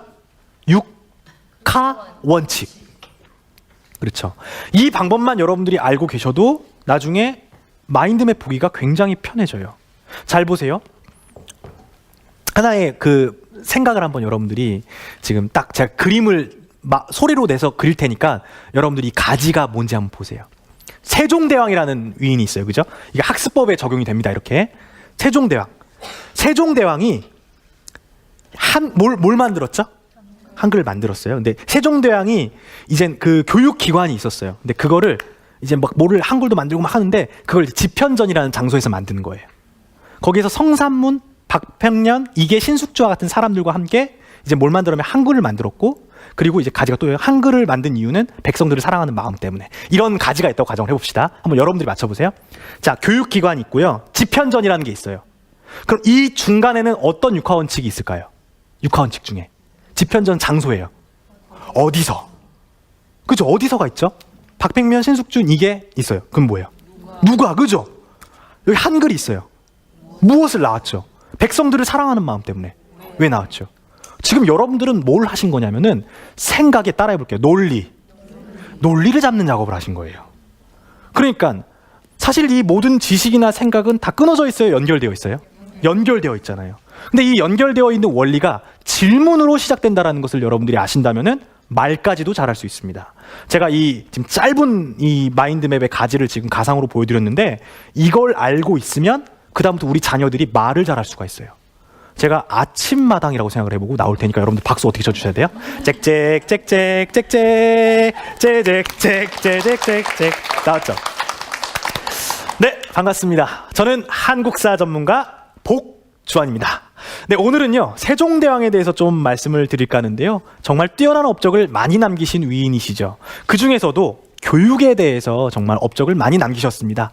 교육 어디서 만들었을까요? 바로 집현전이라는 곳에서 만들어졌습니다. 그곳에서 신숙주, 이계와 같은 사람들과 함께 무엇을 만든지 아세요? 바로 훈민정음, 한글을 만들었다고 합니다. 저는 이 한글을 만든 의미에 대해서 듣고 정말 감동을 받게 됐는데요. 세종대왕이 왜 한글을 만든지 아세요? 백성들을 불쌍히 여기는 마음 때문에, 사랑하는 마음 때문에 이 한글을 만들었다고 합니다. 여러분들 오늘 세종대왕의 이 감동적인 사연을 생각하시면서 하루 보내시면 어떻겠습니까? 저는 여기서 물러가도록 하겠습니다. 고맙습니다. 그런 거죠. 그러니까 우리가 보통 말을 만들 때 막 답을 막 적잖아요. 그죠? 이 마인드맵이요, 말할 때도 상당히 중요한데 우리가 답을 적잖아요. 내용을 적잖아요. 이렇게 막 타이핑 치고 그다음 뭐 해요?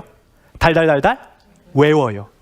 외운 다음에 말하면 어떻게 돼요? 나중에 꼬이죠. 단어 하나라도 많이 꼬이면 어떻게 돼요? 그때부터 도미노처럼 막 다 꼬여버리죠. 그래서 어떻게 해요? 나중에 집 돌아오면서 터벅터벅터벅, 아씨 그렇게 하는 게 아니었는데 이러면서 이렇게 할 거 이러면서 이제 돌아오시잖아요. 근데 이거를 여러분들이 잘 이겨내려면 한번 따라해 볼게요. 자문자답. 스스로 질문하고 스스로 답하면서 논리를 만들어가는 거예요. 가지와 가지 사이에 그 논리의 개연성이 어떤 것인지를 계속 생각하다 보면은 어느 순간 지식이 다 연결된다라는 걸 깨닫게 돼요. 그리고 그걸 말을 내뱉으면 청산유수가 돼요. 막힘 없이 나온다라는 이야기죠. 실제로 제가 이거를 어떻게 발견했냐면은, 여러분들 아까 제가 한국사 전문가, 그럼 누가 떠올라요? 설민석 강사 있죠. 설민석 강사라든지 아니면은 뭐 서울대학교 지주연 학습법이라든지 막 여러 가지 그 스타 강사들을 연구를 많이 했습니다. 근데 진짜 강의를 잘하는 사람들을 보면은요, 대부분 이 기법을 사용을 해요. 따라 볼게요. 자문자답. 예를 들어서 설민석 강사가요, 한 번은 김치특강을 한 적이 있습니다. 근데 보통 역사에 대해서 설명하시는 분들이 다 그런 건 아니지만, 보통 역사 선생님들 하면 어떤 이미지가 있죠? 뭔가 지루할 수 있고 재미없을 수도 있고 라는 거, 느낌들이 오는데, 설민석 강사가 재밌다고 느껴지는 이유는 이런 겁니다. 한번 해볼까요? 설민석 강사입니다. 자, 박수. 이게 1인 다역이 돼요. 역사를 사랑하시는 대한민국 국민 여러분 반갑습니다. 저는 한국사 전문가 설민석입니다. 여기서 어떻게 해요? 설민석. 왜 이렇게 할까요? 설민석. 한번 여러분들 성함으로 한번 같이 해볼게요. 반갑습니다. 저는 복주환입니다. 혹은 복주환입니다. 나는 더 같이 해볼게요. 시작. 반갑습니다. 저는 복주환입니다. 여러분들 성함으로 한번 해볼게요. 시작. 반갑습니다. 저는, 우리 자녀분들한테 꼭 알려주세요. 이 자기소개할 때요, 첫 마디가 되게 중요하잖아요. 여러분들 들어보세요. 반갑습니다. 저는 복주환입니다. 그러면 뭐라고? 복선생? 근데 복주환입니다. 그러면 어때요? 딱 생각이, 복이 딱 인지가 되죠. 그런 것처럼 설민석 강사는요, 첫 시작부터요, 딱 누구입니다. 설민석 강사입니다. 이러면서 이름을 각인을 시켜요.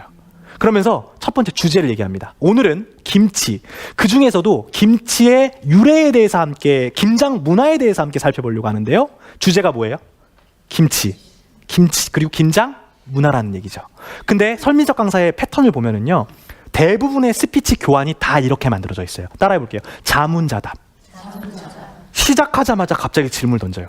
언제부터 김치 먹었을까요? 그러면 여러분들 궁금해 안 궁금해요? 궁금하죠. 그런데 갑자기 궁금한데 설민석 강사는 바로 알려줄까요? 안 알려줄까요? 안 알려줘요. 안 알려주는 이유는 뭘까요? 궁금하게 하려고. 그래서 이런 이야기를 합니다. 뭐 몇 년 전에 뭐 어디 뭐 사기에 보면은 해라는 용어가 등장하는데요. 그러면은 여러분들 뭐가 궁금해요? 해가 뭐지? 이 해 속에 보니까 김치의 유래가 담겨 있습니다. 그러니까 질문에 대한 답을 바로 안 알려주고 계속해서 궁금하게 만든다는 얘기예요. 자, 그러면은 질문을 계속하면서 스피치를 하면 뭐가 좋을까요? 집중이 돼요. 집중이 되는 이유가 뭐예요? 궁금해서 그러는 거예요. 자, 궁금하면 뭐가 좋은데요? 생각하게 되죠. 생각하게 되면 뭐가 좋죠? 이게 되게 좋아요. 생각하면은 오랫동안 기억에 남아요. 자, 설민석 강사 강의가 재미있는 이유는 뭐냐면은 질문을 던지는데 질문을 던짐으로써 생각하게 하고 궁금해하게 하고 기억하기도 해요. 그리고 질문하면 또 뭐가 있는지 알아요? 재밌어요. 그런 거 있죠. 영화 제목이 갑자기 떠오르지 않았어요. 근데 갑자기 딱 떠올랐어요. 그럼 기분이 어때요? 좋죠. 그런 기분? 이걸 지적인 어떤 희열이라고 얘기를 합니다. 자, 제가 이 얘기를 왜 말씀드리냐면은 스피치 할 때도 자문자답을 하면 좋겠지만은 우리 자녀분들한테 가셔가지고 꼭 아까 우리 그 독서할 때 맨 처음에 지면에다 뭘 적으라고 했죠? 질문을 적으라고 했잖아요. 수업 듣기 전에 선생님의 질문을 내가 오늘 배워야 될 주제에 대해 질문을 막 적어보는 거예요. 뿐만 아니라 이거 한번 잘 기억하세요. 따라해볼게요. 선생님의 답이 아니라 질문에 포커스를 맞춰라. 그러니까 어차피 생각이라는 게 질문 아니면 답이잖아요. 그러니까 내가 만약에 답을 놓치더라도 질문이 뭔지를 알면은 답을 추론해서 떠올릴 수가 있고, 제일 좋은 거는 질문이 뭔지 정확하게 이해하면은 그 다음부터 답이 정확하게 이해가 된다는 얘기예요. 이해되셨죠? 그래서 말과 생각과 글이 다 연결되어 있기 때문에 이 질문의 중요성에 대해서 제가 다시 한번 강조를 해드렸습니다. 그래서 질문을 가지고 끊임없이 꼬리에 꼬리를 물고 이제 생각을 확장한다라는 거죠. 자, 그러면 이 생각 확장 어떻게 하는지 우리 자녀분들이랑 혹시 여행 계획 좀 세우시나요? 겨울에 여행, 가을에 여행 간다고 가정해 볼게요. 가을에 여행 어디 가셨으면 좋겠어요? 설악산. 또 어디 가셨으면 좋겠어요? 네, 제주도. 그래요. 그럼 제주도에 간다고 한번 가정을 해보겠습니다. 자, 제주도에 간다고 가정을 하면은 그때 이제 마인드맵을 그려보는 거예요. 종이 어떻게 놓으라고요? 가로로 놓는 거죠. 가운데다 뭐 그리라고요? 그림 그려도 되고 제주도라고 적는 거예요. 그 다음에 이젠 제주도 그렸으면은 주요 토픽에 이제 어떤 거 항목들이 나가면 될까요? 제주도에 그죠? 기간 그리고요. 숙소 그리고요. 밥 그죠? 식사 프로그램 일정 우리가 떠올려야 될 것들을 주요 토픽에 적는 거예요. 그리고 나서 이제 하위 토픽 세부 내용을 하는 거죠. 우리 지금 이제 배가 고파지니까 맛집을 한번 확장해 볼게요. 그러면 우리 여기까지 생각하잖아요. 우리 여기 이렇게 가자. 그럼 끝나는 거잖아요. 근데 거기서 이제 확장을 하는 거예요. 맛집을 갑니다. 제주도 가면 뭐가 맛있어요? 갈치회. 좋습니다. 가지. 또요. 그 흑돼지. 그죠? 그리고 막 횟집 이런 것도 있죠. 자, 그러면은 흑돼지에서 끝나는 게 아니에요. 이게 이제 세부 가지라고 했죠. 하위 토픽. 여기에서 질문을 던지는 순간 흑돼지가 굉장히 구체적으로 바뀌어요. 실질적으로 이루어질 수 있는 구체적인 정보로 바뀐다는 얘기예요. 흑돼지 어떤 질문 던질 수 있죠? 육하원칙 갖다 붙이세요. 어디가 맛있어? 나오죠? 검색하면 돼요. 그러면요. 거기 그 공항 근처 흑돼지 진짜 맛있어요. 제가 먹어봤거든요. 그리고요. 얼만데 좀 비싸더라고요. 그런데 그리고요. 그 식감은 어떤데? 그리고요. 가족이랑 같이 먹을 만해? 반찬은? 여러 가지를 이젠 내가 알아서 정보를 검색해 보겠죠. 그럼 생각이 어떻게 돼요? 점점 구체적으로 바뀔 수 있다는 얘기예요. 마인드맵 그리는 방법 좀 이해하셨어요? 네, 이렇게 해서 마인드맵은 딱 정리를 한 페이지로 하는 방법인데 여기서 정리해드리겠습니다. 마인드맵은 생각의 뭐라고요? 지도입니다. 생각의 지도인데 토픽의 종류 세 가지가 있다고 했습니다. 중심 토픽, 주요 토픽, 하위 토픽을 기억하라 말씀드렸죠? 이 가지 종류도 역시 세 가지가 있다고 했어요. 원숭이 엉덩이는 빨개, 이걸 뭐라고 했죠? 연상의 가지. 그리고 사과배 감귤은 과일이다, 이거는요 분류의 가지. 그리고 세종대왕 하면서 계속 연결했던 거 뭐죠? 질문의 가지. 그 중에서 이 질문을 여러분들이 잘 아시면은 스피치 할 때도 논리가 연결이 되고, 그죠? 그리고 공부할 때도 우리 자녀들이 집중해서 공부를 할 수 있다는 얘기예요. 그리고 질문을 잘하면은 여행 계획 세울 때도 생각을 구체화시킬 수 있다. 그래서 이거를 좀 짚어드렸습니다. 자, 그러면은 이 기본적인 생각을 정리하는 걸 바탕으로 이제는 꿈에 대해서 생각 정리하는 법 궁금하시죠? 우리 자녀분들 이젠 꿈에 대해서 이제 정리를 해야 될 거 아니에요. 머릿속에 뭘 하고 싶은지. 근데 그때 사용하면 좋은 도구가 한 가지가 있습니다. 바로 짠! 만다라트라는 도구입니다. 따라해 볼게요. 만다라트. 이 도구는 한 페이지로 이제 생각을 정리하는 건데 마인드맵이랑 좀 차이가 있어요. 그죠? 비슷하면서도 다른데 일단은 다른 점이 뭐예요? 네모 칸이 있어요. 그러면 이 칸이 있으면은 어떤 게 좋을까요? 한눈에 보이죠. 또요? 정리정돈 잘 되는 것 같죠. 막 체계해야 되고. 그리고요, 제일 좋은 거, 사실 이 칸이요 채워져 있는 게 아니라 이렇게 비워져 있거든요. 비워져 있어요. 칸이 원래 비워져 있어요. 그러면은 칸이 비워져 있으면 인간은 어때요? 채우고 싶은 심리가 생기는 거예요. 그래서 한번 따라해 볼게요. 생각이 없을 때, 생각을 해야 할 때, 그때 사용하자. 그 마인드맵은 생각이 많을 때 분류하면서 정리하는 기법. 이 도구는요, 생각을 해야 되는데 생각이 안 날 때 칸을 의지해서 할 수 있는 기법이에요. 그럼 이 도구에 대해 설명해 드리죠. 이 도구는요, 이 만다라라는 문양에서 유래가 됐다고 합니다.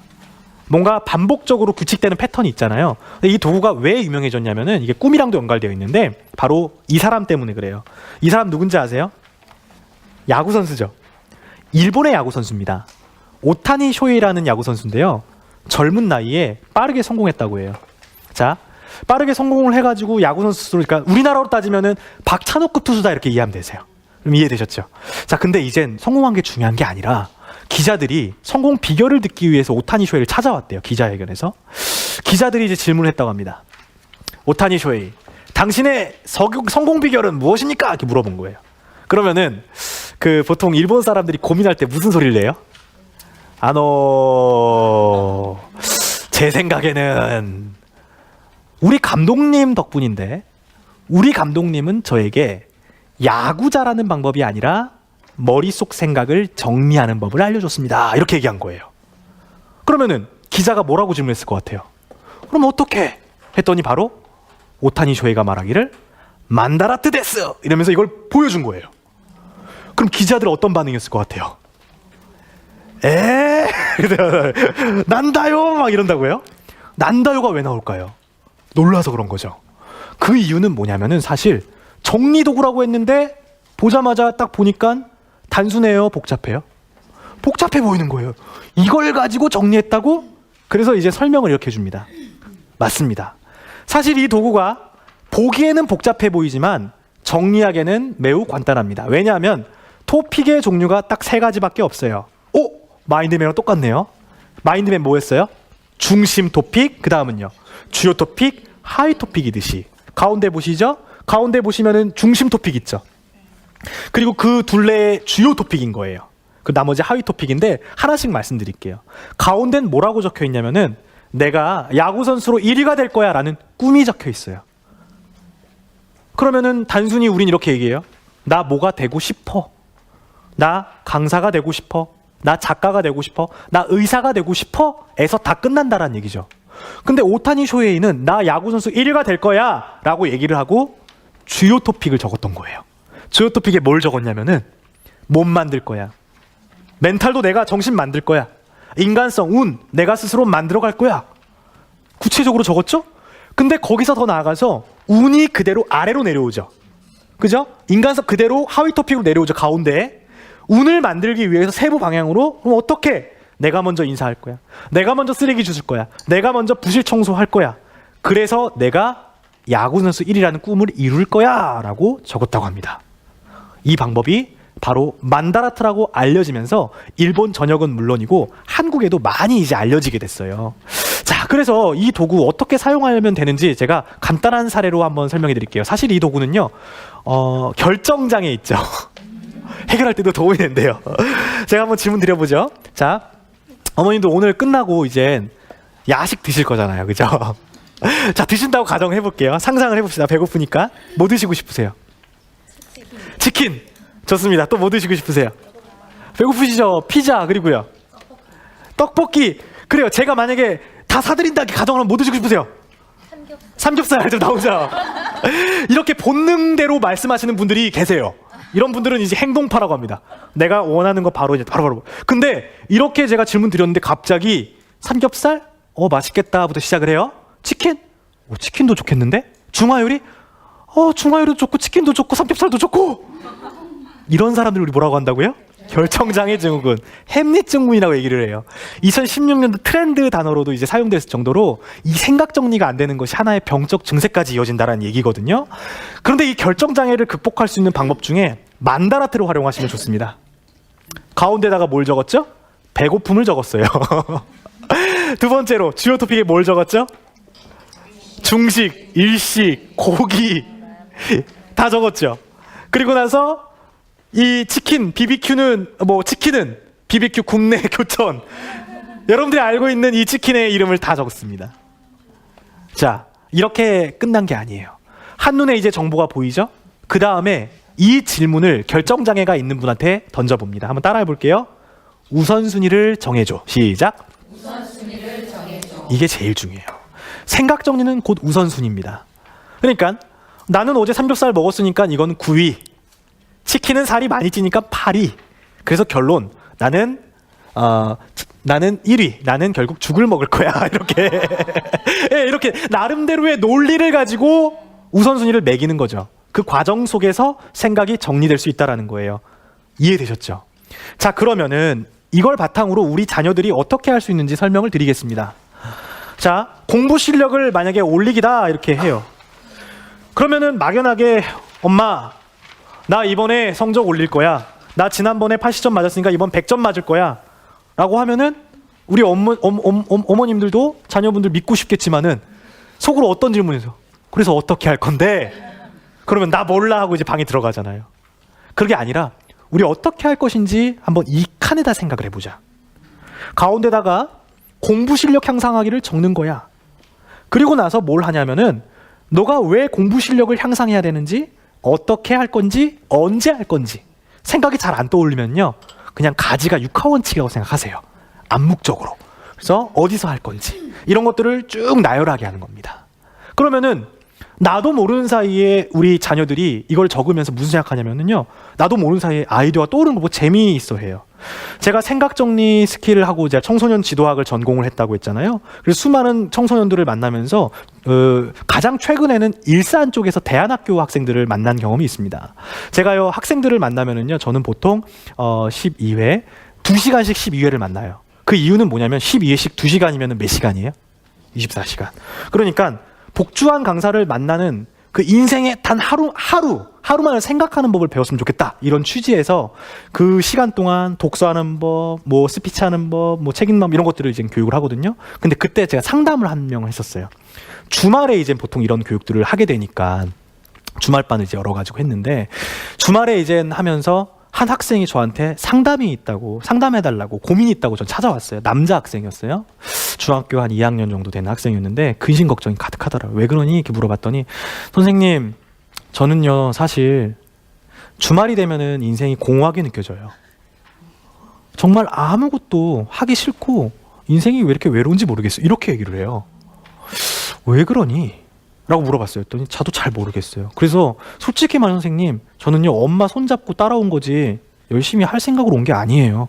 그래서 제가 표정이 좀 별로라도 좀 이해해 주세요. 좀 그래도 생각이 좀 깊은 친구였죠. 그 친구한테 제가 마인드맵과 만다라트 이런 것들을 이제 12회 동안 이제 교육을 했어요. 마인드맵을 하면서 깜짝 놀랐잖아요. 마인드맵을 하면서 제가 상담을 했거든요. 어떻게 이제 좀 그 친구가 접근했냐면은, 친구야, 지금 너의 생각을 좀 듣다 보니까 좀 생각을 한번 정리해보고 싶어. 일단 네 머릿속에 있는 생각이 어떤 건지 살펴볼까 하면서 마인드맵을 딱 펼쳐놓고 이쪽에, 그러니까 왼쪽에는 부정적인 생각 있죠. 오른쪽에는 긍정적인 생각. 제가 이야기 자문자답 질문하면서 인터뷰하면서 부정적인 생각을 왼쪽으로 쫙 나열을 했어요. 그런데 한 15분 정도 상담했을까요? 깜짝 놀랐잖아요. 마인드맵 보니까 긍정적인 생각은 이 정도, 부정적인 생각 어때요? 이만큼. 보다 깜짝 놀래가지고 제가 15분 뒤 딱 멈추고 학생한테 보여줬어요. 이거 한번 볼래? 딱 보니까 그 친구 어떤 반응인지 아세요? 치우라고. 이거 제 생각 아니라고 이러는 거예요. 부정하더라고요. 그래서 제가 뭐라고 했냐면은 지금 너의 머릿속 상태가 이래. 근데 너 지금 이 상태로 살아가고 싶니? 이렇게 물어봤어요. 뭐라고 했을 것 같아요? 아니요, 선생님. 그래서 제가 뭐라고 했냐면은 자, 이번에는 이 왼쪽에 있는 부정적인 생각을 오른쪽으로 바꿀 수 있는 방법 알려줄게. 만다라트 사용해보자. 하면서 고민을 이렇게 8개로 배치를 한 거예요. 그리고 나서 어떻게 하면 좋을까? 어떻게 하면 좋을까? 하면서 문제를 스스로 해결할 수 있게끔 질문을 던졌더니 시간이 흘렀죠. 15분, 30분이 흘렀어요. 자기 스스로 한 페이지를 딱 정리를 하더라고요. 그래서 제가 다시 한 번 더 딱 보여주면서 이거 어떻게 할래? 그랬더니 선생님, 이거 저 선물로 주세요. 왜? 이거 제 생각이잖아요. 그때서야 자신의 고민과 근심과 걱정이 생각이 되면서 이 생각을 갖고 싶어 하더라고요. 그래서 제가 그 친구를 이제 상담한 그 사례를 좀 말씀을 드렸는데 우리 자녀분들한테 한번 댁에 돌아가셔서 여기에는 꿈뿐만 아니라 고민이나 근심, 걱정 이런 것들도 적게끔 하면 좋아요. 상당히 좋은 게 방금 저처럼 자녀와 자연스럽게 상담할 수도 있어요. 상담이 아니라 상담처럼 이야기를 하는데 머릿속에 생각을 끄집어내면서 우리 자녀가 이런 생각을 하고 있구나 이걸 알 수가 있게 되는 거죠. 그래서 이거를 제가 오늘 한번 방법을 알려드리도록 하겠습니다. 꿈을 통해서 만다라트로 한번 꿈을 만다라트로 통해서 좀 정리해 보는 거예요. 자, 한번 따라해 볼게요. 만다라트로. 꿈을 정리하자. 예. 그래서 중심 토픽에는 우리 자녀의 인생의 비전을 적고 주요 토픽에는 핵심 목표, 하위 토픽에는 세부 방법이고 또 응용 방법까지 제가 설명을 좀 드리려고 해요. 자, 이게 나왔습니다. 저 같은 경우는 이제 우리 자녀분들도 마찬가지겠지만은 우리 학부모님들도 마찬가지고 이제 가족분들이랑 같이 하게 되면은 꿈을 가운데다 적고요. 이렇게 꿈을 이룰 수 있는 방법들을 적어봤어요. 여기서 끝나는 게 아니라 이걸 다 적어보는 거죠.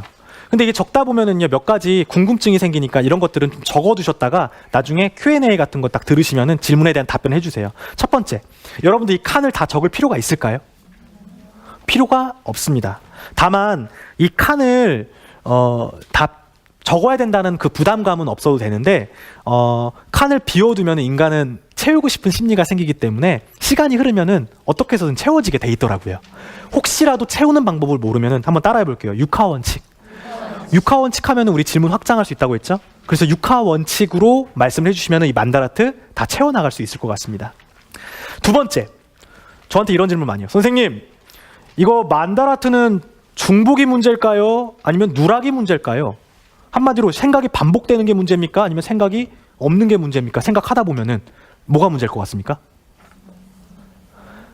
보통 중복이 문제라고 생각하시는 분들 계세요. 그러니까 생각이 막 반복되면은 이거 정신없잖아요. 근데 만다라트 하다 보면은 생각이 중복될 수 있어요. 중복되는 게 문제가 아닙니다. 생각의 문제는 따라해 볼게요. 누락이 문제예요. 그렇죠? 예를 들어서 우리 자녀가 시험 공부 준비를 하는데 공부하는 그 방법에 대해서 누락이 됐어요. 하나가 진짜 중요한 게. 그럼 나중에 성적에서도 이제 문제가 생기겠죠. 그리고 우리 그 진로 이제 하다가 나중에 학교에 가요, 그죠? 그럼 대입 막 준비로 만다라트 준비할 수 있거든요. 준비하다가 진짜 중요한 정보를 누락해 버렸어요. 학교 떨어질 수도 있다라는 얘기예요. 넓게 말하면은. 그렇기 때문에 이 중복과 누락 중에선 누락이 문제가 되는 거니까 이 누락을 줄일 수 있는 방법이 또 만다라트이기도 해요. 그래서 만다라트 하시면서 내가 지금 누락되고 있는 생각이 무엇인지를 꼭 보시면 좋겠습니다. 그리고 나서 이제 응용법 알려드릴게요. 따라하겠습니다. 우선순위. 네, 우선순위예요. 우선순위를 결정을 해주셔야 돼요. 우선순위가 중요한 이유는 이런 것 같아요. 생각에 생각을요, 보이지 않는 이 생각을 행동의 우선순위를 결정을 해줘요. 행동할 수 있도록. 그러니까 예를 들어서 시험 기간이라고 이젠 자녀분들이 이제 적었다 생각해 봅시다. 시험 공부 딱 했어요. 그럼 시험 공부를 하기 위해서 여러분들 어떤 거 할 수 있어요? 계획표 세우기, 그리고요 문제집 사기, 세 번째 책상 정리하기 있다고 생각해 봅시다. 자, 우선순위를 만약에 안 세우고 공부를 했어요. 그러면은 보통 공부를 잘 못하는 사람일수록 뭐부터 하죠? 책상 정리하다가 계획표 사오고 문제집, 이거 뭐예요? 행동의 우선순위가 어떻게 된 거죠? 뒤바뀌 된 거죠. 그러니까 내가 해야 할 일이 분명히 있지만 우선순위를 정해놔야 우리 자녀의 행동이 결정이 돼요. 그래서 이렇게 꼭 우선순위를 결정해놔서 책상 정리는 가장 빨리 하고 그 다음 문제집 산 다음에 계획 세워서 바로 공부하는 거야, 이렇게 스스로 생각할 수 있게끔, 스스로 생각을 정리할 수 있게끔 하는 방법이 바로 번호 매기기다, 이렇게 기억을 해주시면 되고요. 두 번째는 뭐냐면은 이 칸이 있다 보니까 칸에 얽매이게 돼요. 막 이런 이야기 하는 분들이 많이 계세요. 선생님, 이거 하다 보니까요 제 창의적인 생각을 가로막는 것 같아요. 근데 제가 이런 얘기를 해요. 칸을 활용하는 것이지 의지하지 마세요. 칸에 얽매이지 마시고 칸을 벗어나서 생각해도 됩니다. 이것처럼요. 예를 들어서 저 같은 경우는 자기관리 쪽에 다독이라는 게 있습니다. 책을 많이 읽다가 글을 자주 써서 글을 응모할 거야, 글을 책을 쓸 거야, 이런 게 연결되는 게 있다면은 화살표로 이렇게 그림을 그려서 연결을 지어도 좋아요. 그래서 생각의 흐름이 만약에 연결되는 지점이 있다면은 따라해 볼게요. 화살표로 연결 지어라.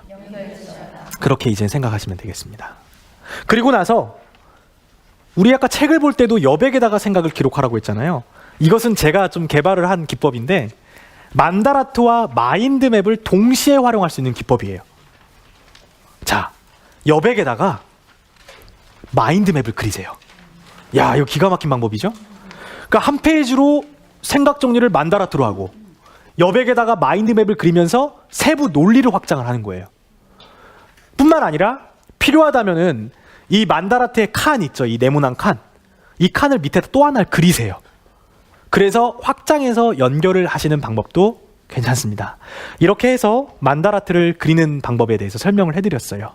자, 여러분들에게 한번 이 만다라트와 마인드맵의 차이 핵심 요약 정리해드리도록 하겠습니다. 자, 생각이 많을 때는 뭘 쓰자고 했죠? 마인드맵. 반대로 생각이 없을 때는 만다라트를 통해서 생각을 확장하다고 얘기를 했어요. 근데 이 두 가지의 공통점은 크게 토픽이 세 가지가 있었습니다. 뭐였습니까? 중심, 주요, 하위가 있었죠. 그 중심, 주요, 하위에 대해서 잘 생각을 해보시고요.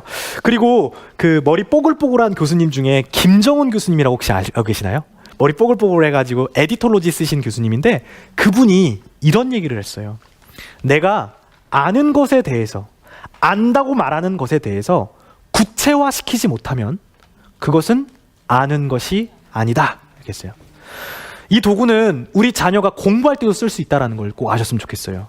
내가 시험 공부를 하다가 만약에 어떤 그 단어와 지식에 대해서 정리를 하고 싶을 때면은 만다라트를 딱 끄집어낸 다음에 혼자서 내가 그 연상되는 단어에 대해서 계속 끄집어내 보는 거예요. 그럼 내가 알고 있는 것과 모르고 있는 것, 이런 것들이 명쾌하게 구분이 되겠죠.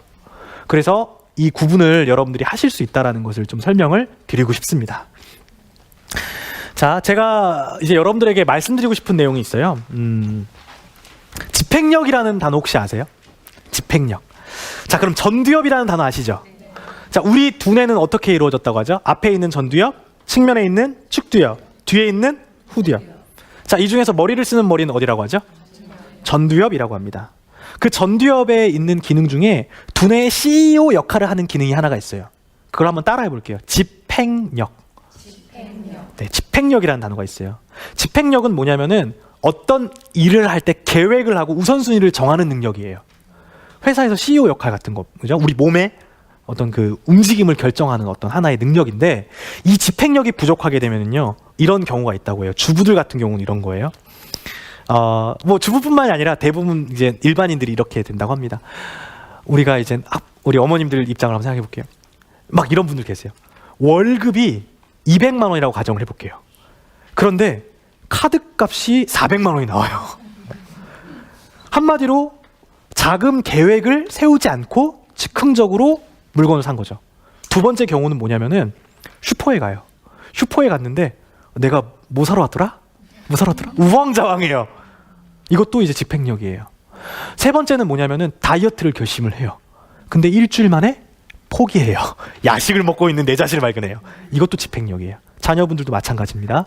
집행력이라는 것은 어떤 공부를 해야 되는데 생각 정리, 즉 생각 정리, 계획이 안 되는 학생들은 집행력이 낮다라는 얘기예요. 그래서 여러분들 댁에 돌아가셔서 무료로 사용할 수 있는 어플리케이션 하나 추천해 드릴게요. 핸드폰 어플리케이션 중에 무료로 하노이탑이라는 수학 루카스가 그 수학자가 개발한 건데요. 하노이 탑이라는 게 있어요. 하노이 탑 뭐냐면은 이 링이 있어요. 링을 이렇게 막 움직이는 거. 그거를 이제 문구점에 가서 구매하셔도 되는데 하노이 탑을 막 움직이는 건데 재밌는 실험을 해요. EBS에서. 뭐냐면은 타 방송에서 재미있는 실험을 하는데 집행력에 관련된 거예요. 첫 번째, 집행력이 높은 학생들, 이 학생들을 모아두고 이제 실험을 합니다. 과연 집행력이 높은 만큼 과연 하노이 탑을 잘 쌓는 만큼 집행력도 높을까, 이런 주제예요. 이해되셨죠? 그래서 이제 하노이 탑을 딱 쌓게 하는데 이게 1분 안에 이제 이 4개의 칸을 15개를 이제 움직여야 되거든요. 4개를 움직이려면. 근데 그거를 1분 안에 막 탁탁탁 하면서 한 번도 막힘없이, 집행력이 좋은 사람들은 다 한 번에 막힘없이 그렇게 가는 거예요. 이게 7칸 가면 127개인가 그래요. 한 번도 막힘없이 집행력을 탁 해가지고 그거를 움직이는 거예요. 한 번도 틀림없이. 반면에 집행력이 안 좋은 학생들 어떨까요? 처음부터 막혀요. 15번을 해야 되는데 20번. 어떤 학생은 15번을 해야 되는데 시간을 한참 넘기고 막 60번까지 해버려요. 어떤 차이죠? 집행력. 근데 이 학생들을 대상으로 계속해서 뭘 시키는 줄 알아요? 이 하노이 탑만 훈련을 시킵니다. 몇 주 동안? 3주 동안. 3주는 며칠이에요? 21일. 21일 뭐가 형성돼요? 습관이 형성되잖아요. 하노이 탑만 꾸준히 훈련을 시키는데 학생들이 나중에 과연 성적이랑 집행력 수준이 향상됐을까? 이거를 이제 봐요. 첫 번째 이제 하노이 탑 훈련을 합니다. 처음에 못했던 그 꼴등하던 학생들이 갑자기 15번 타라락 125번을 한 번도 막힘없이 해버려요. 표정에 자신감이 생깁니다. 그래서 인터뷰를 해요. 학생, 뭐가 가장 이제 뭐 달라진 것 같습니까? 했더니 제가 깨달은 것은 집중력과 계획 능력입니다. 그거라 하면 패턴에 입각해서 생각을 정리하는 능력입니다. 이런 형식으로 이제 얘기를 합니다. 그리고 이제 학생들이 딱 서가지고 성적을 이제 봐요. 처음에 집행력 수준 99등이었던 학생이 딱 섭니다. 드르르륵 하면서 과연 집행력과 하노이 탑을 훈련한 만큼 이 학생들의 성적이 향상됐을까 하면서 맨 마지막 장면이 나오거든요. 근데 그 장면을 보니까 그 99등 하던 학생이 몇 등 했을 것 같아요? 마지막에 1등을 합니다. 1등을 해요. 1등. 뭐 하나만 했는데, 하노이 탑만 했는데 뭐가 향상이 됐다고요? 집행력이 향상됐다라는 얘기죠. 그 집행력이 향상되면은 인생 전반적으로 생각과 행동도 변화가 되지 않을까요? 저는 그런 말씀을 좀 드리고 싶습니다. 그런데 그 하노이 탑을 여러분들에게 꼭 쌓라는 그 말씀을 드리는 게 아닙니다. 하노이 탑만큼 오늘 우리가 배웠었던 도구 뭐가 있었습니까? 마인드맵, 만다라트라는 도구가 있어요. 오늘 여러분들께서 이거를 이제 딱 습득하시고 댁에 돌아가셔서 진짜 하루에 한 번씩 5분에서 15분만 주제를 바꿔가면서 마인드맵 만다라트를 한번 해보세요. 하루는 나의 강점에 대해서 마인드맵을 그려보고, 하루는 나의 공부 습관에 대해서 만다라트를 그려보고, 하루는 나의 진로에 대해서, 나의 꿈에 대해서 마인드맵과 만다라트를 그려보는 거예요.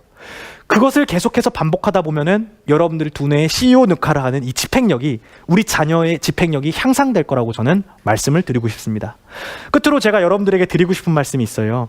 윌리엄스 제임스가 이런 얘기를 했다고 합니다. 여러분들 생각을 바꾸면 뭐가 바뀐대요?